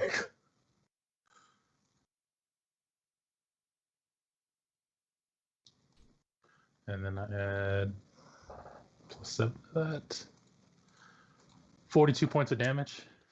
Oh Jesus! Wow. Okay, he is still up because they have not been able to hit him. But he is also grappled now, I believe. Right, and restrained, if I'm not mistaken. He's in your mouth. And so while I'm doing that, I believe there's some action going on behind me, and I'm going to swing my tail. All right. To which one? The one on the left, or the one on the right. This one or the other? Yeah, it's coming diagonally. We're gonna hit the one on the right. Okay, so the one I'm not wiggling. Yeah, the one you're not wiggling. Understood. Let's go back to this T-Rex chart real quick. Go for it. 3d8. Does a 27 hit? 27 hits. Yes. All right, let's see. Gotta find these D8s now, you know. Ooh. One more. Part of me wants to change the music to that Weird Al Jurassic Park is Scary After Dark song. That guy takes 29 points of damage. That guy, as you take your large T-Rex tail and ass and slap down onto him, he completely crumples. And when you do, and you drop it down low, you just... I don't even know how T-Rex fart's supposed to sound, but it kind of sounds like your roar. So yeah. As you sit your ass down on this guy, you just hear... Yeah, I want to tail slap him into the tree. I think that'd be more cinematic. Thank you. He's Send him to dead the and tree. you fart nonetheless. It's fine. I roar at the same time. It's like trying to drop the textbook to cover. but it's off time. It's like, and then you throw it down. I'll end my turn. All right. Like the fact that T-Rex Crowley is roaring with a dude in his mouth. Yeah. Yeah. He's small. I can still open my jaw. Guy's deaf forever, even if he somehow survives. It's like a gummy bear in a freaking human mouth. It's like you could still roar. And that's gonna bring us to his turn. I was gonna say that's right. Though the roar comes from the mask anyway, so it doesn't matter. Is that how it works? For the spirit T-Rex, yes. I said, does the Rex have a mask, or is it like vaguely translucent? And then you It's like it's like up on the side of the head, like right up here. It is translucent though. I use spirits to conjure it up. Shy Guy T-Rex. This guy's gonna try to get out. Does a 18 succeed? Oh, so we have to do? No, it's a flat set DC. Oh, is it a flat DC? Let's see. What'd you roll? 18. Yeah, it escapes. Okay. Wriggling out of your mouth and hitting the ground here. He is gonna take the chances. Do it. And run past these guys, or at least try to. He's gonna take 3 AOPs doing so. Let me just go ahead and get mine out of the way. Does a 20 hit? 20 does Oh hit. no. Poor That's guy. a fight.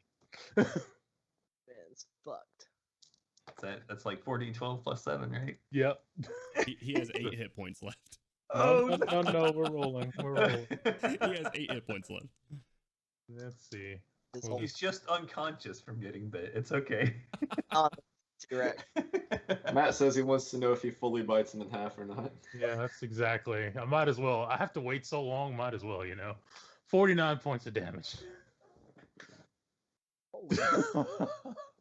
Okay. Clean in half. Yeah, without issue. He tries to run away, grabbing him by his top half. His bottom half keeps going for a little bit and just falls over. It's like the first Jurassic Park when the raptor thinks to get away, he jumps, and then the T-Rex is like, BAM!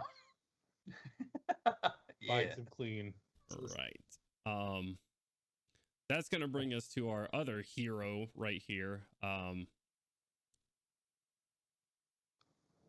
He has to kill the summoner. That list of He has nice. to kill the summoner. He has to kill the summoner. That's an 18 to hit Gorham. Nope. And then a 22 to hit on the second one. That does hit. Okay. For 10 points of slashing damage. Alrighty, I rolled a 19 plus things on the concentration check. Still good to go. Where the fuck is Alright. my character sheet? How much damage was that? 10 points of slashing damage. Got so many tabs open. All right, cool beans. Right. Bringing us to this guy. He is going to turn around. Maybe he can deal with this threat, because he certainly can't deal with a fucking T-Rex who just bit his friend in half. He's going to try to fight through Milo. It's a natural 2 on the first attack. That is a 21 on the second. That's it on the nose. Okay. For 12 points of slashing damage. Roger. All right. And I believe there's still one more back here. That will be a 5 modified. All right. Who is going to turn around here at you, Melgrim?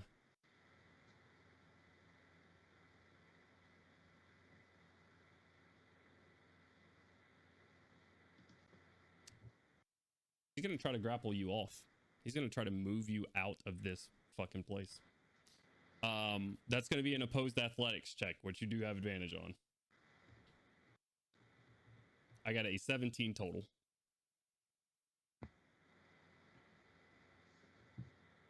Barbarian time. What'd you get, Melgrim? You're muted. You said athletics? Correct. Athletics, and you have advantage on it. All right. Well, the first roll was a 17 plus 8. Okay.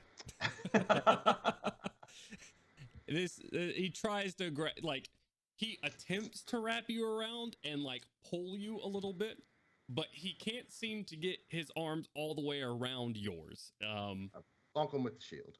Okay, just sort of push him off. Yeah, that's gonna end his turn. Poor fella. Ending their turns is gonna That's bring extra us funny as a dwarf. He's like, Quanta's turn. And he is going to cast a spell. Uh-oh. what is he dispelling? No, not dispel. He's going to cast a spell. Oh, okay. He's going to cast a spell. Like, what? He is going to cast a spell.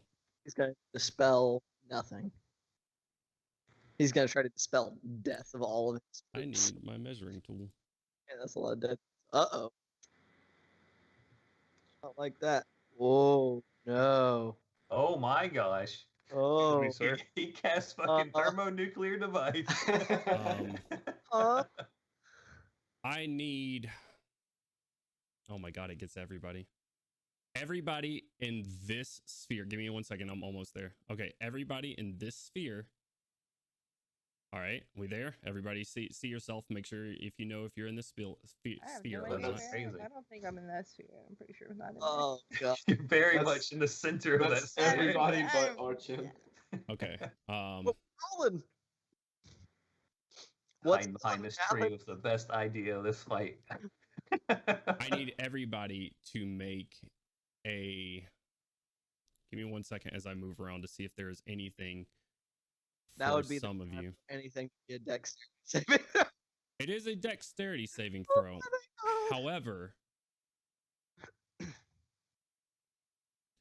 you have to have something beside you to grab a hold of. Oh my God. Oh shit, he's Gravity. Oh, The no. train, right? I Koshik? can hold onto the train. And Gorham, you can no, you cannot. Because the train is not attached to the ground. How about my Koshik, Buster Sword? Gorham, you have something to grab a hold of. Gandalin, the elephant. The elephant can attempt. The boar cannot. Crowley, your Rex form can grab onto a tree.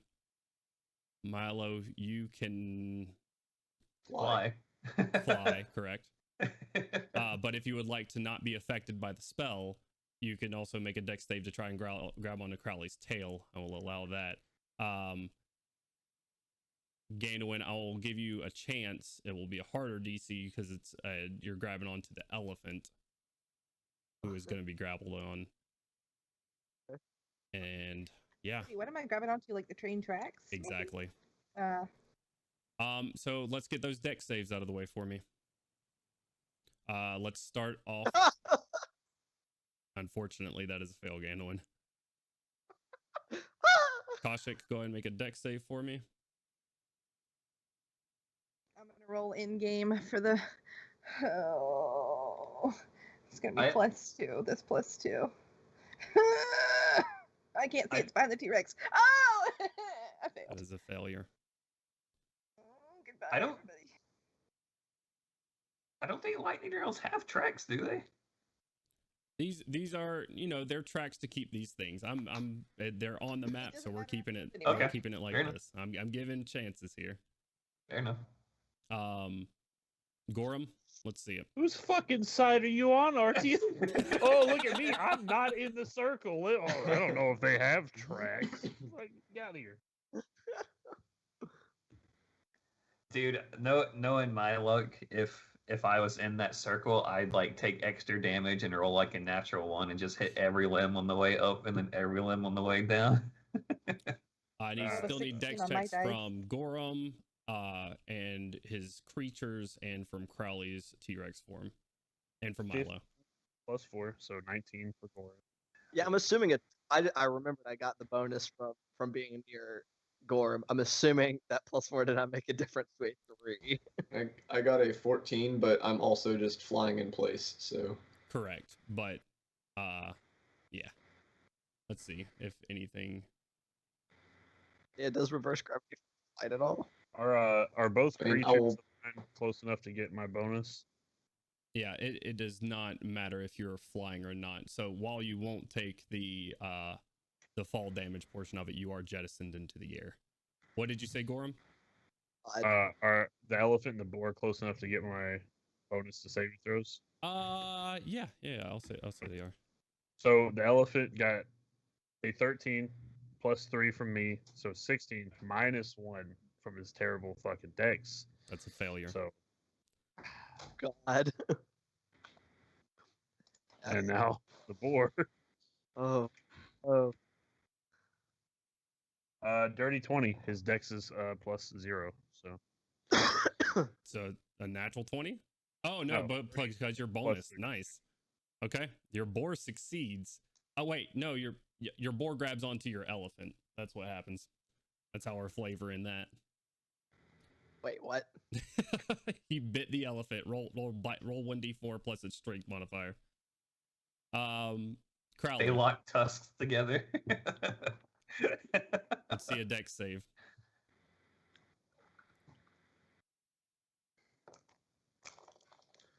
Freaking all that damage. I misplaced my D20 for a second. 19.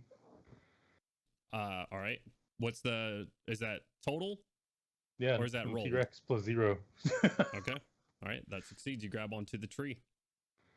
All right. And Milo, and then Melgrim. I'm going hey, to Joe, get. didn't the elephant fail his dex save? He did. So your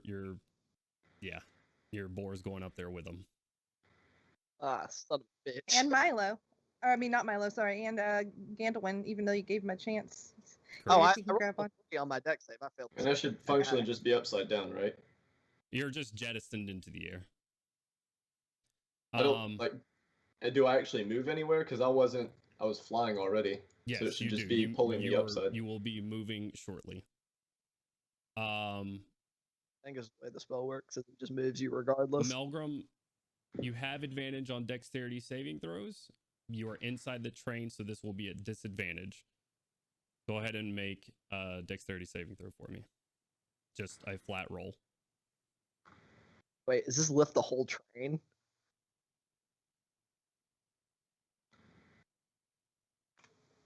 That is a Significantly. 19. 19 succeeds. Melgrim, you jump out of the train, Ooh, out of the radius of the spell. I'm going to roll at disadvantage for these guys. That is a failure. There's a natural 20 and a natural 19. This guy alongside with you jumps out right beside you, Melgrim, as the train zooms into the air. And they became best friends. This guy behind Crowley. I was at 4. Melgrim over there going, show me your moves. Hey, looks like your boss is trying to kill you. You all watch as this train zooms into the air along with several of your compatriots. 100 feet into the air. Ah! Let's actually see if I can. Give me 1 second. Oh no. Oh my god, this is about to get wild. Is there any way you can like save state just in case you messed up? We're about to see. Oh no. I don't know if this is gonna work. So, that's really far, guys. What's the average damage of a 100-foot fall?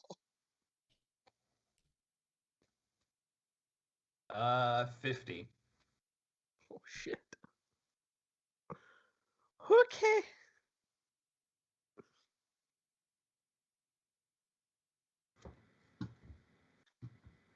That's not. It didn't place it. What? Did you copy it? I did.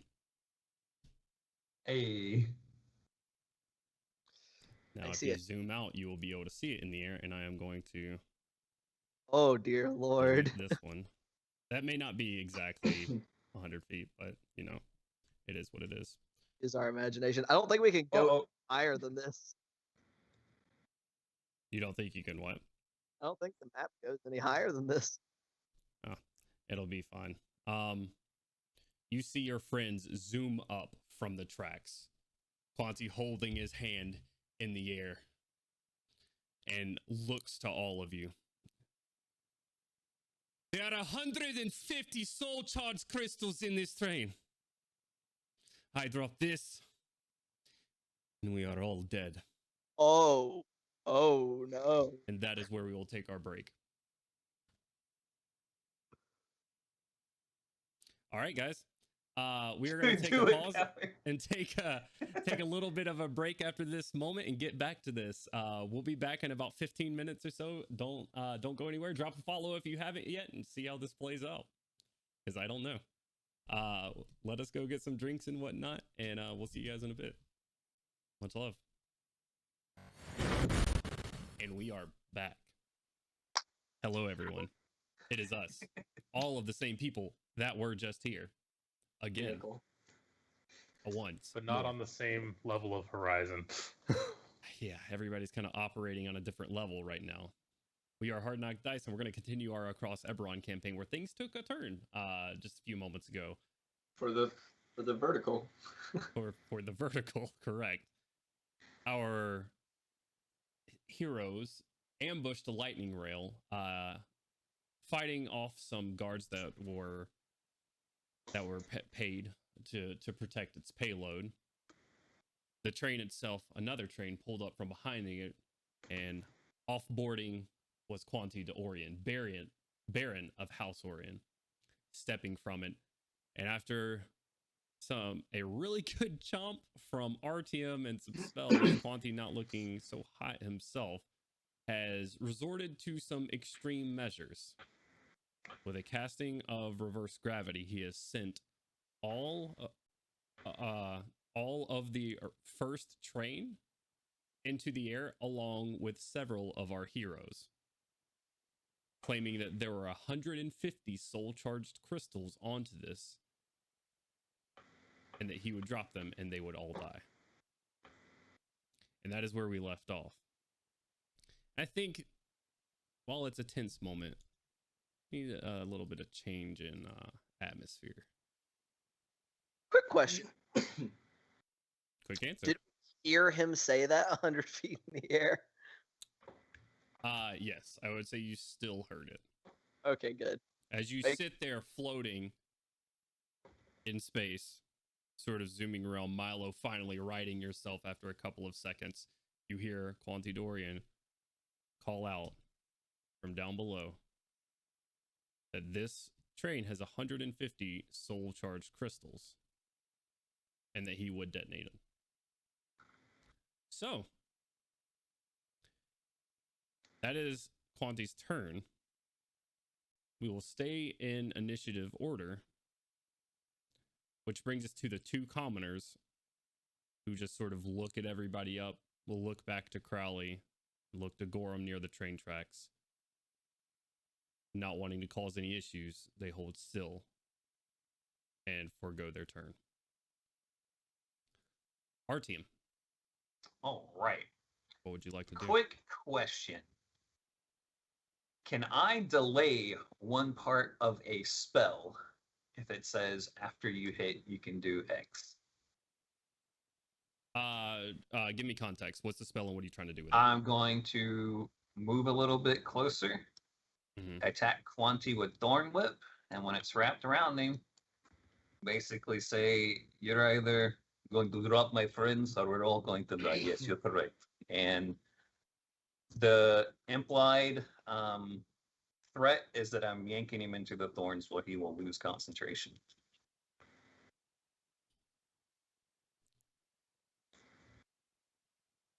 I'm gonna say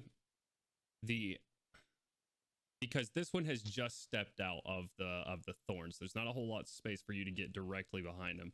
But you're talking about putting him on the ground and then shoving him into the thorns and using He's that... still on top of the thing, right? Correct. So I'm gonna yank him off of it onto the top of the thorns. Okay. So you're not yanking him down from there. You're just grappling his neck. Yeah.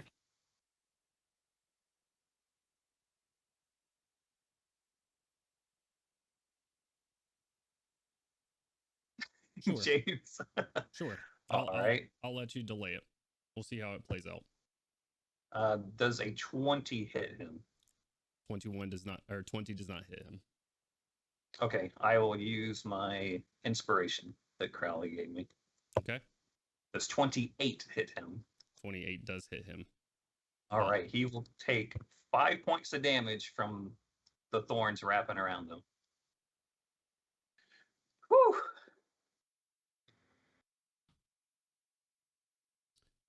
He maintains concentration. And I will call up to him. I'm willing to bet you value your own life more than the rest of these people's lives. So maybe you better put them down really fucking slow, or we're all about to die. You're absolutely correct about that. Give me 2 checks, RTM, as you've sort of pulled him around to you. Make me a perception check and then an insight check. Perception check is 22. That's good. Insight check is 19 plus things. Oh, that's also very good. 24 total. RTM, you pull him around to you, and as you do, his hood sort of falls back off of his and revealing his face and head. Sort of glinting off the moonlight, you see flecks of red, as if some sort of like gem dust on his face. And as you sort of snatch him around with an insight check, you just see a sinister smile come across his face. Is that gonna end your turn? So I see that he's under some sort of mind control or something like that. Is that the... No, that's you're not exactly sure what that means.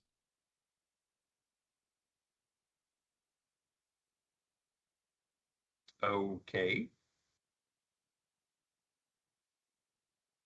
So he doesn't respond or anything? He just smiles back at you. All right. Yeah. And he just seems like he's giving me a crazy grin. Correct. He looks like he is no more afraid of your threat than he was a few moments ago when he was staring you down in your T-Rex form. Okay. You sense that his sense of self-preservation, for whatever reason, isn't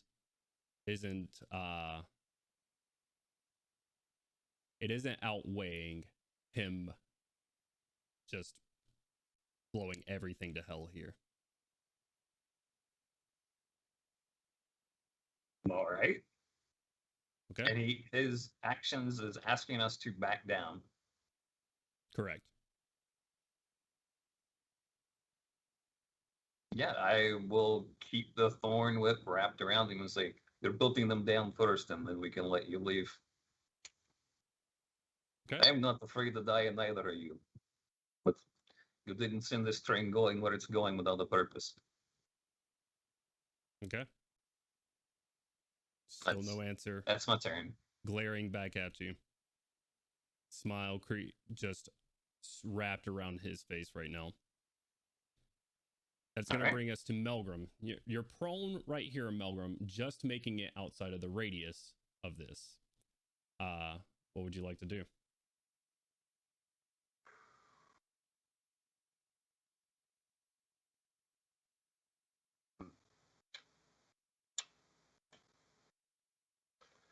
I would like to get up. Mm-hmm.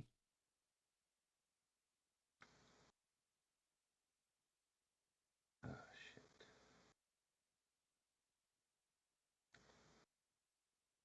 I don't know what to do here.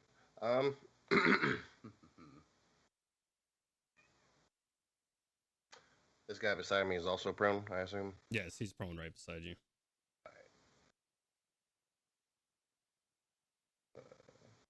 Use, I guess, have my movement to get up and Melgrim, I know it's not very well illustrated on this map. Make an intelligence check for me. Just roll a d20 and add your intelligence modifier, which I believe is 0.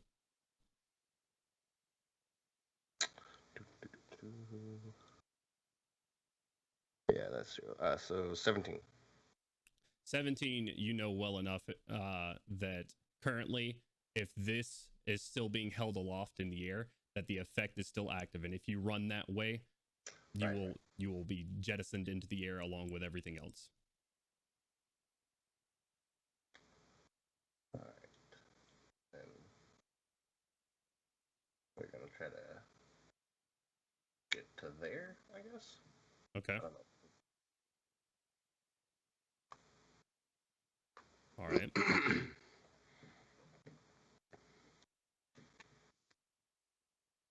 Okay. Move it. Is someone measuring with purpose? I was just looking at the vertical measuring. I'm sorry. Okay. No worries. I just wanted to make sure it was purposely. I'll go off in the woods. It's fine. Just Misty step farther away from the train. Keep going. Well, we're on Melgrim right now. So, Melgrim, would you like to do anything else with your turn? You've moved off to the side a little bit. The guy is not taking a swipe at you. He is just recovering right now, and is currently looking up at Quanti on the shoulders of this sentinel, looking down at RTMA. Is just sort of watching this situation unfold.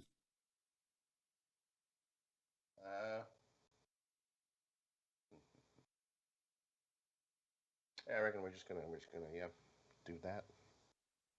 Okay. That'll bring us to Gorham's turn. Going across the map, Gorham, you're currently holding on to this rail for dear life. It is the only thing anchoring you to the ground.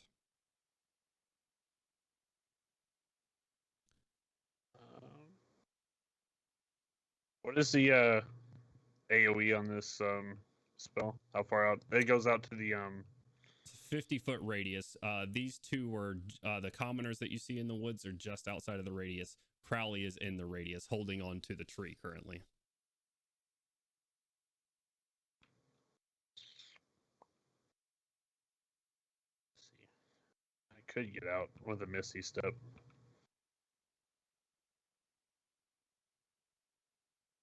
Do I want to do that? You'll fall. It's up to you.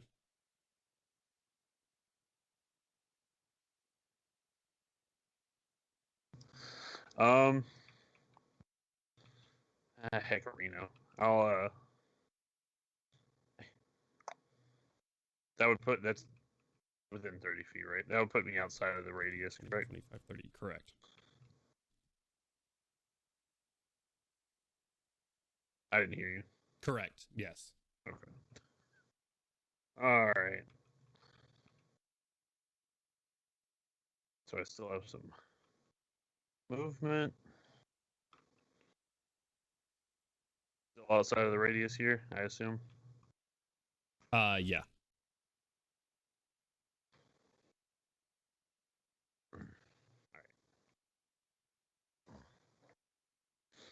I'm gonna yell up to him. Put them down. There's no reason we all have to die here. You can walk away from this.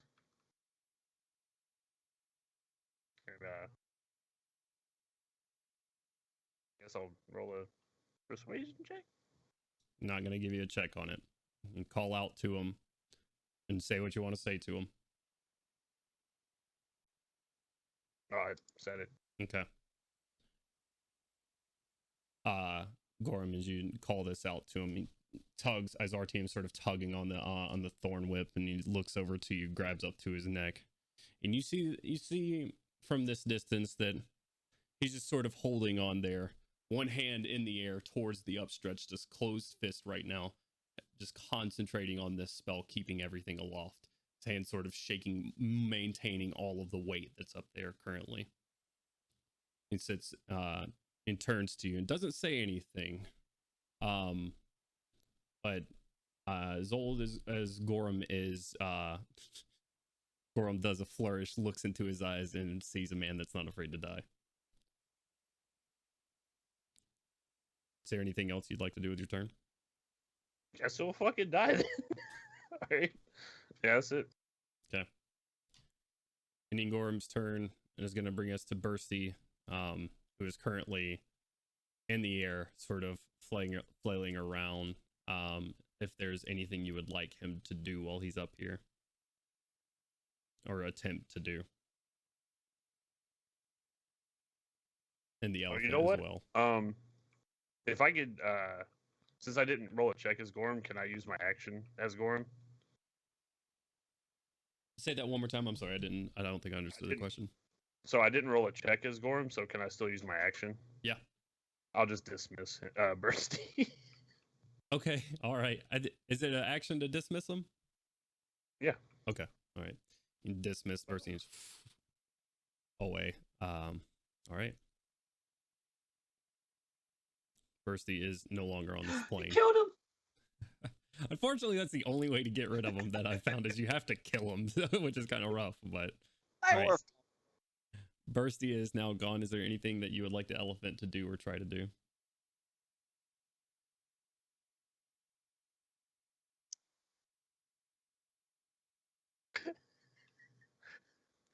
The elephant is still under orders to fight these knights. And there's a knight right next to him. Yikes.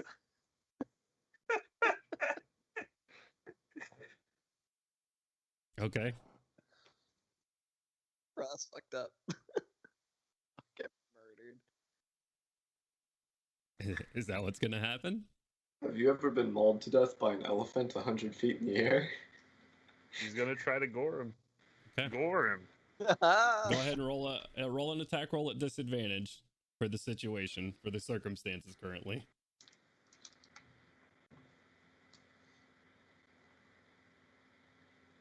12. A 12 misses. Trying to gore him in the air, just missing as this guy's just sort of free floating around right now. Honestly, the psychological torture of having an elephant trying to kill you while up in the sky is enough. Don't even have to hit. It's fair. It does the 1 point of psychic damage and kills him. No, I'm just playing. All Holy right. shit. Is that end your turn, Gorham? Yep. All right. It's going to bring us to Gandolin. Yup. You are currently suspended in the air. Is there anything that you would like to try to do? Well, I can't reach anything as far as I'm aware. I'm too far away from everything. Currently, you are. I'm just gonna let go of my sword and watch as it just goes. I'm like, oh, that's cool. And I'm gonna draw my bow and a single arrow, and I'm gonna hold an action to, if I start to fall, to take a shot at. Okay. If you start to fall.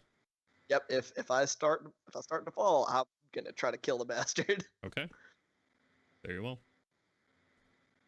Kashik, brings us to you. Hello.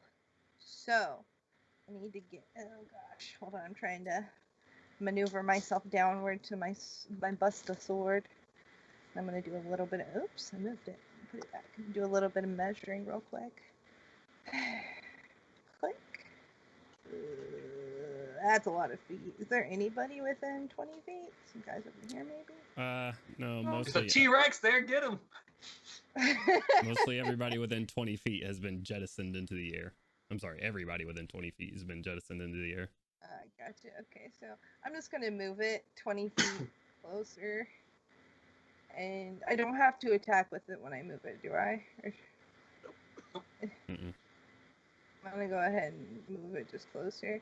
Okay. And then that's a bonus action. So then for my actual action, I need to do some more measuring. So give me just a second. Okay. Sorry. Your girl's trying to... Oops. Figure stuff out. I didn't want to do this while you were doing stuff with other people, but... You're doing a sphere right now. You can do a line unless you're casting like Supernova Super That's an Saiyan or something. accident. That's an accident. Line. Right? Is this line? Yep. Yeah, line. Perfect. Okay. I want to try to hit Quanti with a guiding bolt.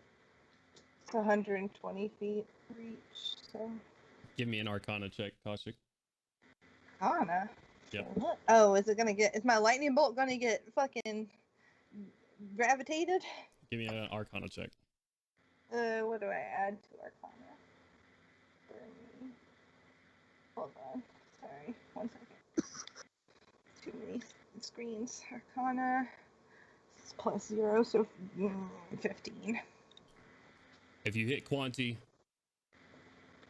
and He it gonna fall? either knocks him unconscious or he loses concentration on this spell, everybody falls. Right. Let's do it. Let's everybody die.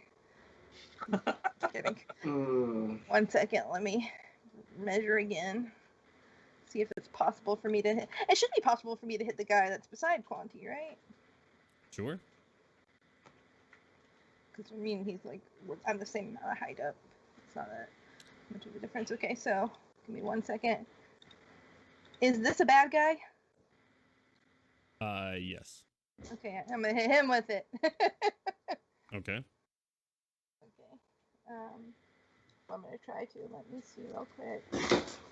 Guiding bolt is okay. So +8.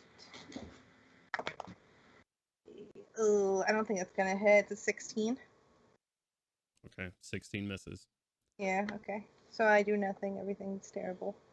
My turn's Shooting over. right beside his head, he finally breaks vision with this situation going on between Gorham RTM and himself and Quanti Dorian. Just Mhm. looks right beside his head where the bolt was fired and looks back up to you. Would you like to do anything else with your turn? No, that's it. Okay. Milo, what would you like to do? All right. How much movement is it going to take to grab these two? Which do you want to say? The two guards, the elephant and the guard?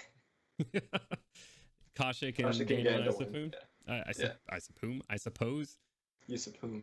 5, 10, 15, 20, 25, 30 to grab both of them. All right. Then I'm going to move 150 directly to the right. Looks like east after grabbing them. Okay. You're going to move 150 feet to the east. All right. Very well. Go ahead and do All right. so. And Gandalf and Kaushik, if you would just move yourselves where Milo is. God damn. You move far as hell. Can we move ourselves out of initiative order? Or initiative, sorry. From that far away, I mean, you're still in initiative, but...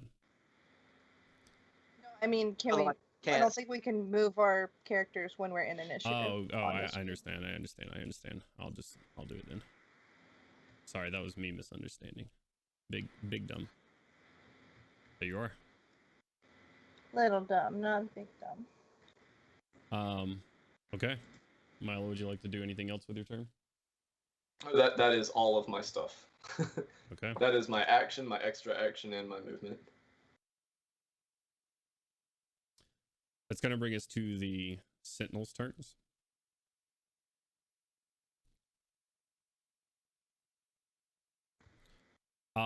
Make sure I got that distance right.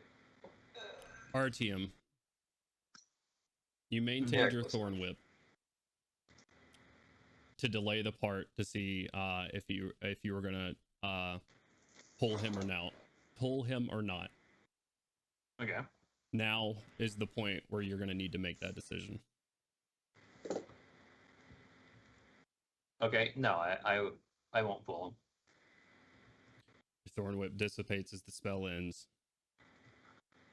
The Clockwork Sentinel, moving Quanti and himself over to this side of the train, placing Quanti on top. Oh no, I put him underground.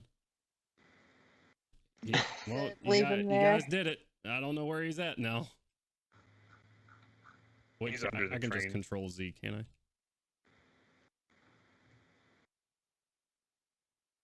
Can't tell what I'm doing. I can see his feet.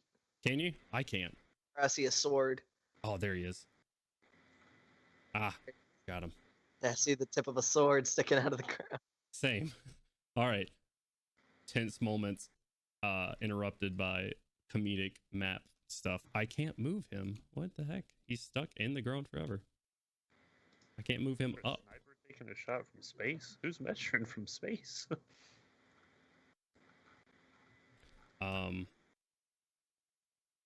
I don't know what's broken on him currently. Probably a lot of stuff after being bit by a T-Rex like that. Control, so you can lift him up. Yeah, I tried. It didn't work, so I am just going to delete him and make another one. Sorry, guys. That's it. That is not what I wanted to happen. Here we are. How fast do you fall up? What's up? How quickly can you fall up? This happens in one action, so fairly quickly if it's via a spell. Okay. And it was this sentinel that brought him over, and he is going to continue. Melgrim, you do have a chance for an AOP if you would like to take it, because he is just going to keep walking behind here.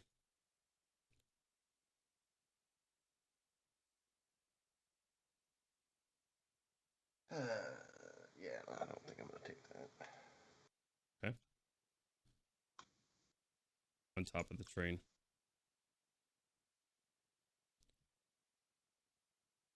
Oh, I'm doing control. There we go. It worked out anyways, as he sets him on top right there, so he can maintain line of sight on his spell.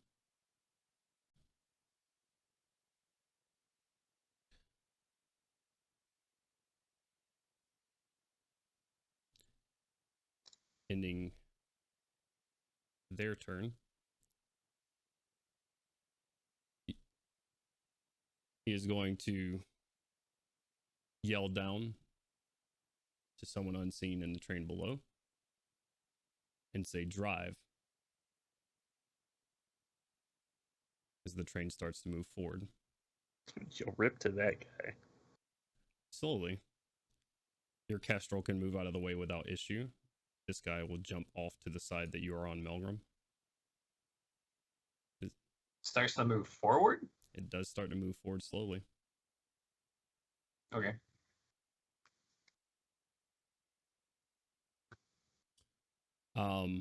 Those that are close, Artyom, Gorham, and Crowley, and Melgrim, since you're right there as well. So he's just sort of holding this spell as the entire train to this point gets to about the midpoint. I would like all of you to make an insight check for me real quick. Oh, 23. 23.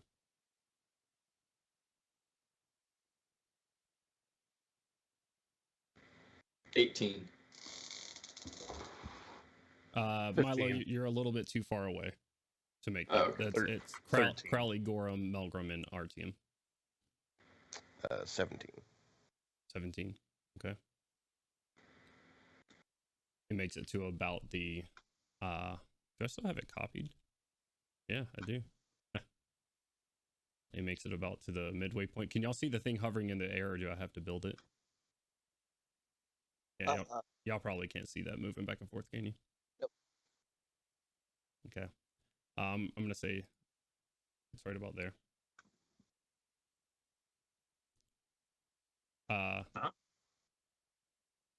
That's about to the point where he gets. That is not the right train. So just this is not there. Oh, okay. Yeah, the other train is still in the air. This is just. Yeah. There goes part of that track. Goodbye. It's fine. But his train has moved forward a bit.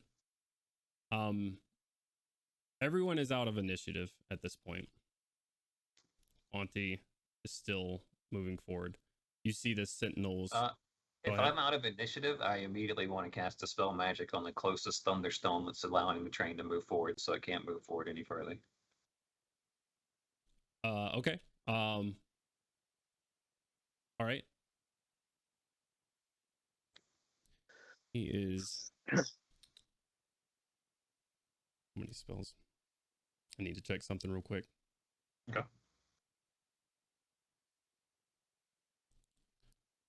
Okay. He is going to counter spell. Attempt to. It's just at third level. Okay, I was gonna say don't tell me. He's gonna cast at 5th. Okay. Which succeeds if you're casting it at 3rd level. All right. Then I will bonus action shapeshift into a Quetzalcoatlus. Okay. With that insight check, Melgrim and Artyom and Crowley, what did you say you rolled? Oh, I rolled a 23. Okay. And Crowley, what did you say you rolled? 15. 15. He pulls past you. This same sinister smile creeping across his face. You all look at him. Crowley, by this point, I will say you're able to like wrestle yourself to the other side of the tree where the spell is no longer affecting. Just sort of watching this thing slowly start to gain speed. He counterspells Artyom's dispel. He is about to drop this train. Yeah. Can I drop form and cast a spell magic on one of the thunderstones? Since I'm a little bit further from Artyom, I believe. A little bit further from Artyom. I thought I was, aren't I? Yeah. This spell's 120 feet. Yeah. Well, there you go. Go ahead and roll initiative, Crowley. God dang. Here we go again. Nat 20. For a total Plus, of? Well, let's see. Initiative 25. I don't know how this falls into initiative or whatever. In or out of initiative, Milo would be setting them down and trying to go get Melgrim. Okay. This is odd because he also got a 25. It was not a natural 20 though. I'm gonna let you have it. Because natural 20s deserve to be rewarded. And as you do, as a free action, he drops his spell. Dispel magic on that thunderstone. Keep him right close by. He's there. Let us all. What'd you say? He's there. Okay, You've dispelled the thunderstone in front of it. He is right where he is. Okay, cool. And I'm gonna move back because this is gonna be a big explosion. So I'm gonna go ahead and start moving, as it were. I need you to roll initiative for me, Artyom and Melgrim. All right. Gore? And Gorham, I'm sorry. and I I, jumped way out. You know, 19. it occurs to me I've dropped form, so Correct. I'm struggling against trees over here. I lied to you. It's Goran that's closer to me, not Melgrim, so he's the one I was going for. Where did we hide that dark figure? Oh, there he is. Moving all of us toward him. No, I dropped you and Kaushik, and I'm rushing towards Goran to try and get him next. Okay. You can move 30 feet, Crowley. What's your initiative, Melgrim? 21. Okay. Artyom? 19. Okay. Gorham? 4. Okay. Do I need to roll in to be able to grab them or no? Milo, you are 150 foot out. Let me get one second. My this water's not actually here. I'm just trying to find my camera. There we go. Gotcha. I was just saying because I can move 180 feet. Correct. Oh shit! Where's the car actually at? Right in front of. It's in the further location right now. Oh, so it moved up that much with it not being able to move? Well, that's where it was stopped. That's right. That's where it was dispelled. Oh, okay. All right. Okay. So he's like directly under it at this point? Correct. All right. Freaking. That train hustled like a motherfucker. It was picking up speed. It moved, what, 20, 30, 40, 45, 50 feet? I hear that predator laughing. I'm running into the trees, man. I'm moving, hustling. Okay. Crowley had a 25. Melgrim had a 21. RTM had a... What? A 19. 19. Gorham had a 5. Roll initiative for me, Milo. I'll be an 18.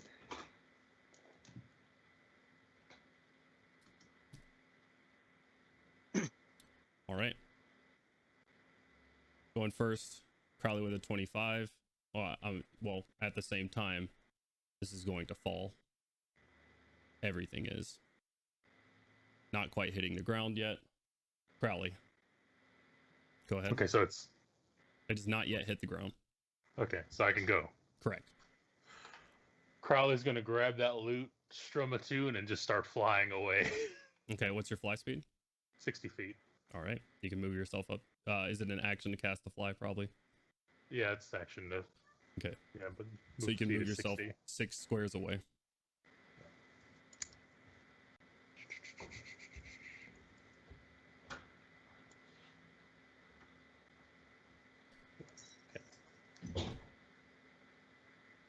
Is this big square is actually 2 squares, right? Because that's how I've been operating so Correct. far. So that's why I'm saying 6 squares, because your movement's 1, 2, 60.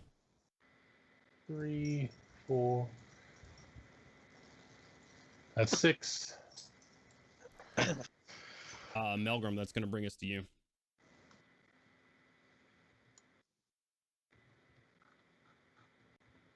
All right. With that, yeah. Has Artyom turned into the Quetzal yet? Ye-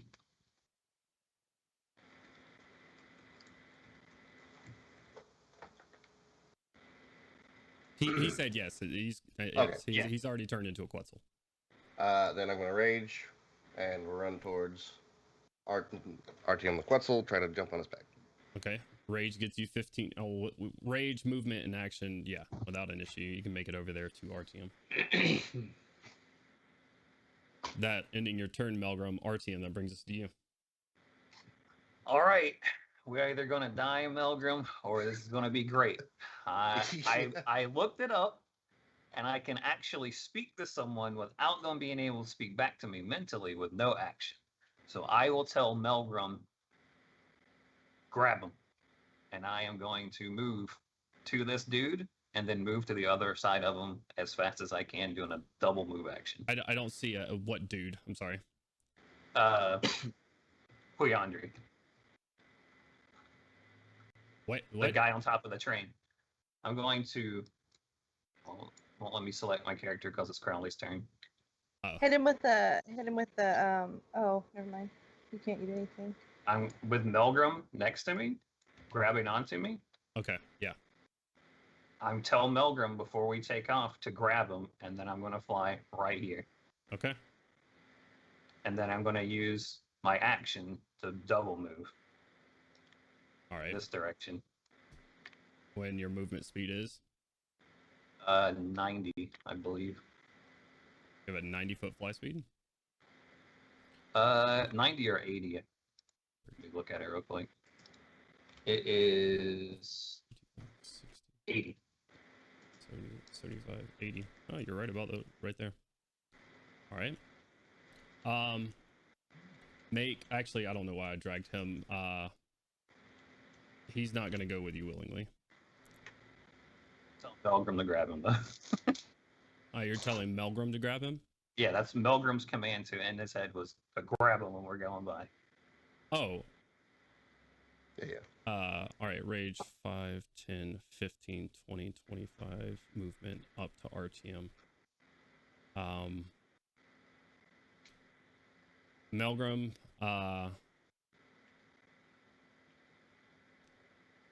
this is not an easy feat, as this is a large bird. Yeah, I'm gonna say try to roll a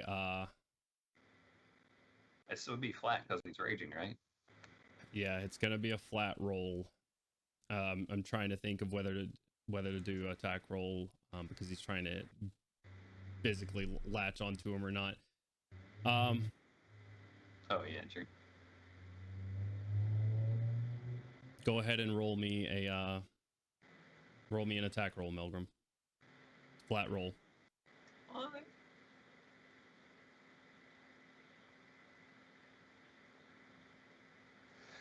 That's a natural knee. Very Oh nice. shit! Without issue. And then Joel is like, "Oh, so you all three died because you're." The ancestors are with you. Let's go. Oh shit! The most timely nat 20 ever. Okay. Very well.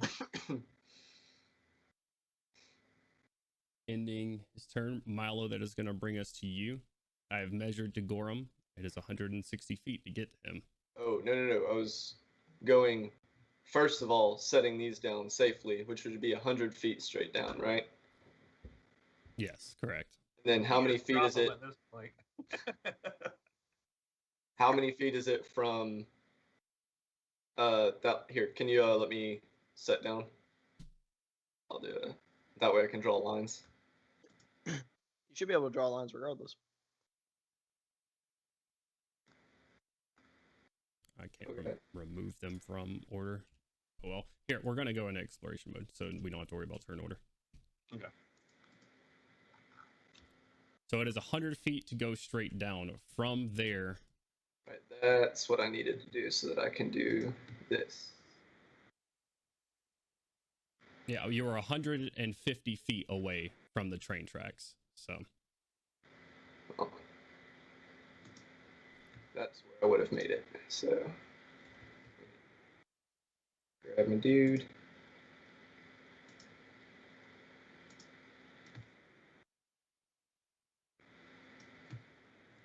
Alright, turn. Okay. Hauling ass towards Gorum. Gorum, you see Milo flying to you, and you see this train falling from the ground 30 or 40 feet above the ground.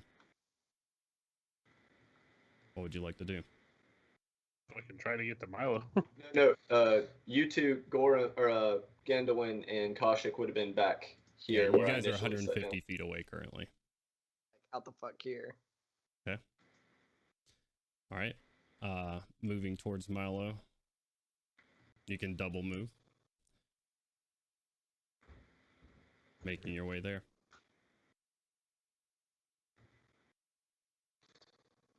Okay. Oh yeah. So without issue using your full movement action, you can make it into Milo's arms or hanging onto his boots or however you would like to do that. Okay. Can I don't have any movement left. Correct. Could I use my reaction to, like, put my shielded armor between Gorum and the oncoming explosion? I'd say you'd be able to turn your back to it and you activate your shield and armor. Cool, yeah. Right. That's what I do. Okay.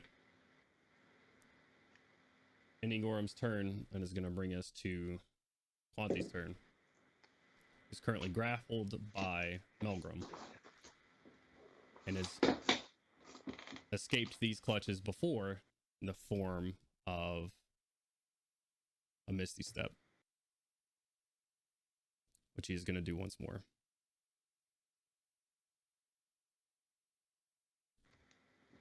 And he is going to move 30 feet straight back. 30.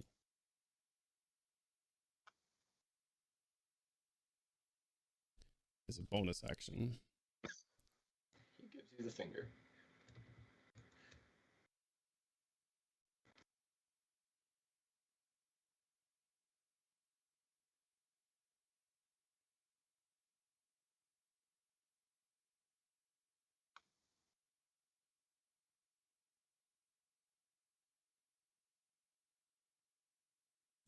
He's going to use what I will make his last legendary action for this fight.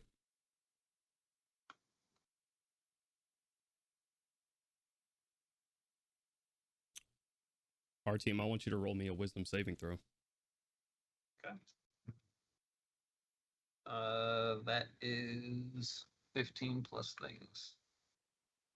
Probably like a 23 or something. Let me get my character sheet. You feel yes, 23. you feel a presence try to creep in your mind and try to lock up your muscles and hold you here. And you fight through it and make your way. Oh, stream locked up for a second for me. Oh. And on his turn, it is going to hit the ground. I'm going to need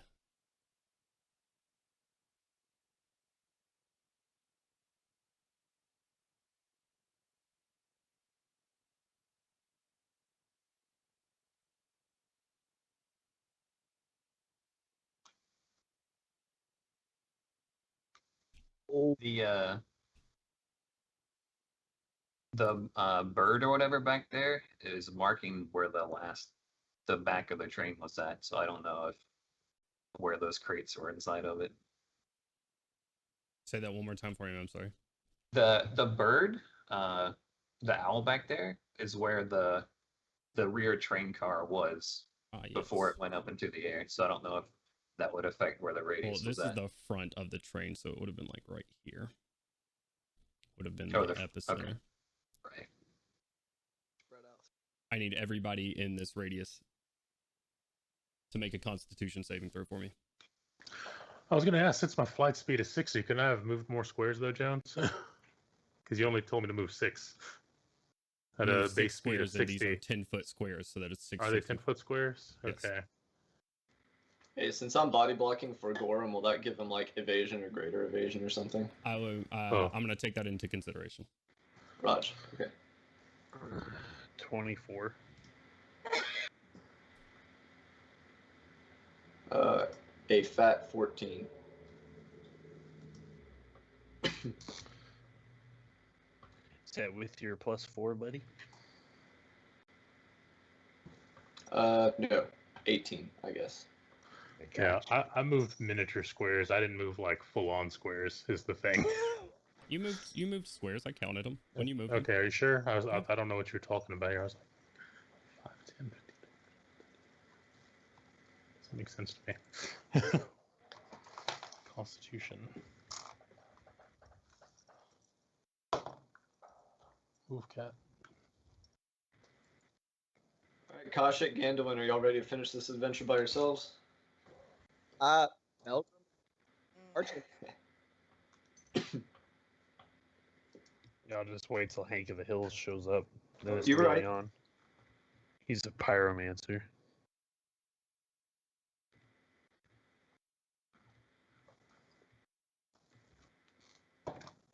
Chauncey's just joking. It turns out Quantity Urium is bluffing. Said Land Constitution. safely. Correct. 18. Turns out the explosion's like really weak. We all take like 2d4 damage. Oh, there's no explosion. Like Kent said, everybody in that radius just lands safely on the ground.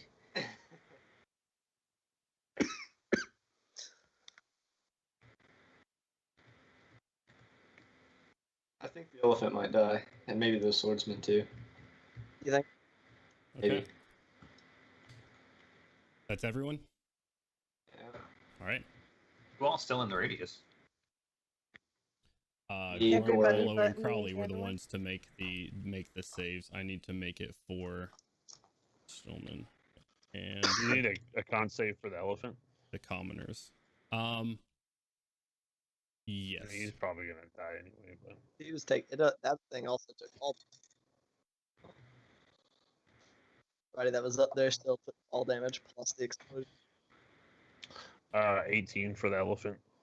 Okay. Give me a moment while I do math.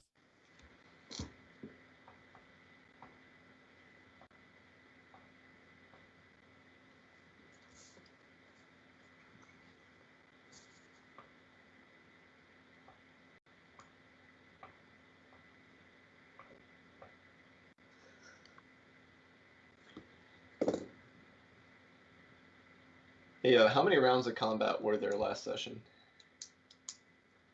Like 2, I think. Yeah.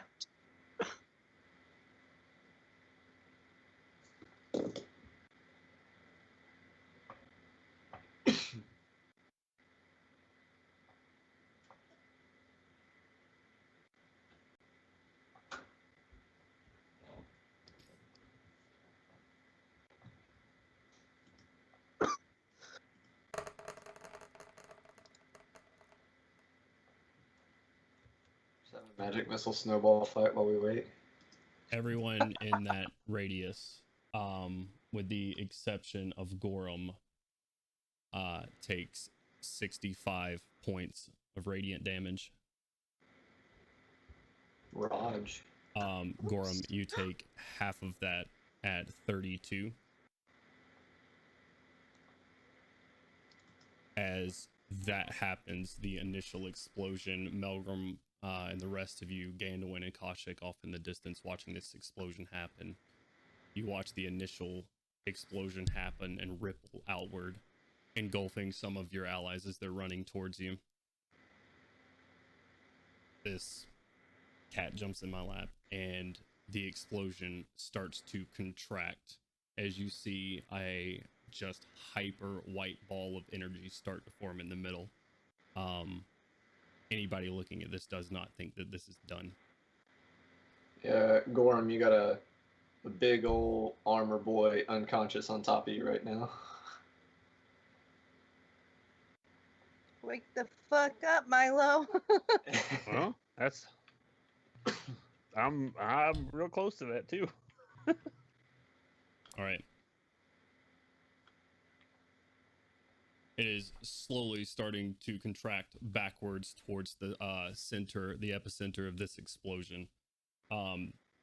Ending that, you see, as you look back towards Quanti d'Orient, dissipates into mist.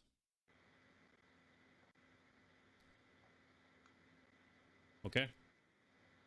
All right. That is going to bring us back to the top of the initiative for Crowley. Full movement, 120 feet. Keep going. Go ahead and move yourself 12 squares. Crowley, you were very close. Well, no, I would say Milo and Gorum, you're pretty close to these guys as well. These commoners are wiped from existence. I don't feel so good. All right, go ahead and move your mini 12 squares away, Crowley. Ending Crowley's turn, that's going to bring us around to Melgrim. Just hanging on, or is there something else you would like to do? We're hanging on, and all right, Artyom, let's get the fuck out of here. Okay. Coming around with a 19 to Artyom. Yeah, I'll fly up a little bit. Can I kind of like look over the trees and see if I can see where there might be any movement for where this guy might have dissipated to? Kind of making my way to the northernly side. Artyom, I'm going to say with with your Quetzal form, you're not really looking back behind you. But if you're just surveying the area, yeah, go ahead with a free perception check real quick. 27. You look around and you don't see any signs of them. Okay. Alrighty. Yeah, I'm gonna keep on moving with Gorham to get out of there if it seems like it's about to do a secondary explosion. Okay. You kind of thinking about going back to make sure Gorham's safe, but I kind of did tell him I'd make sure his brother stayed alive next time, so I'm gonna keep going. Very well. Go ahead and move yourself further away. Your full movement speed, which is going to bring us around to Milo. I'd like you to make a death saving throw for me. Roger. Woo! That was very close to a nat 1. It was a nat 2. Okay, that's a failure. Gorham, that's going to bring us to your turn. I'm gonna lay on hands Milo for 20. Okay. Milo, you come back to life with 20 hit points. Jesus. Okay. All right. Well, fuck.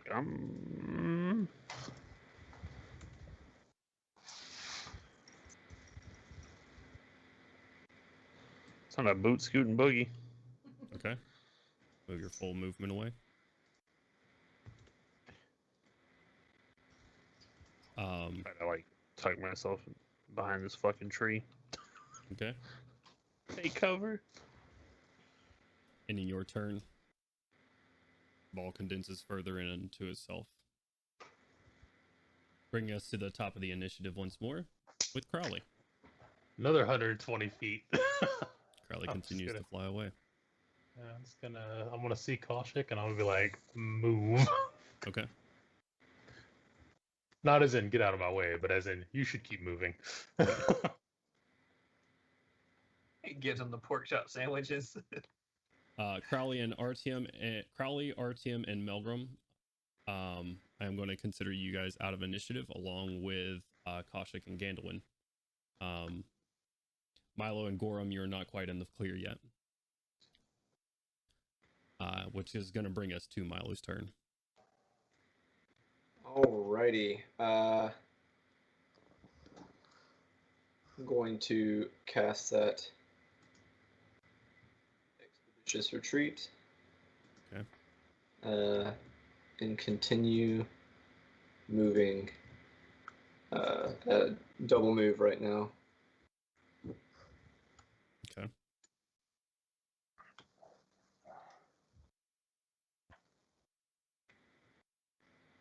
And I think that's all I got. His bonus action took to cast. Okay. Ending his turn. Gorham, that's going to bring it back to you.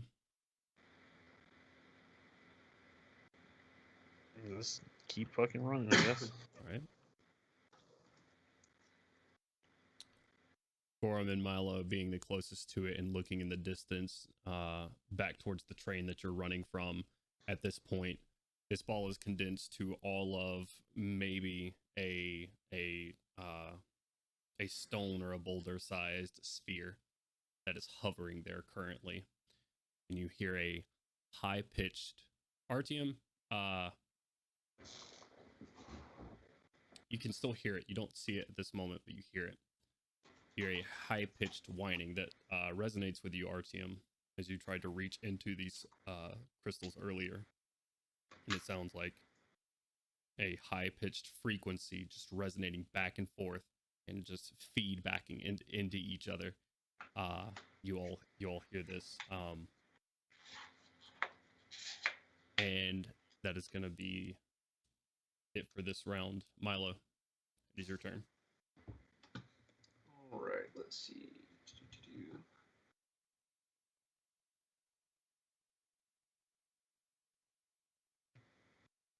Gorham's ahead of me, right? Is he in the clear?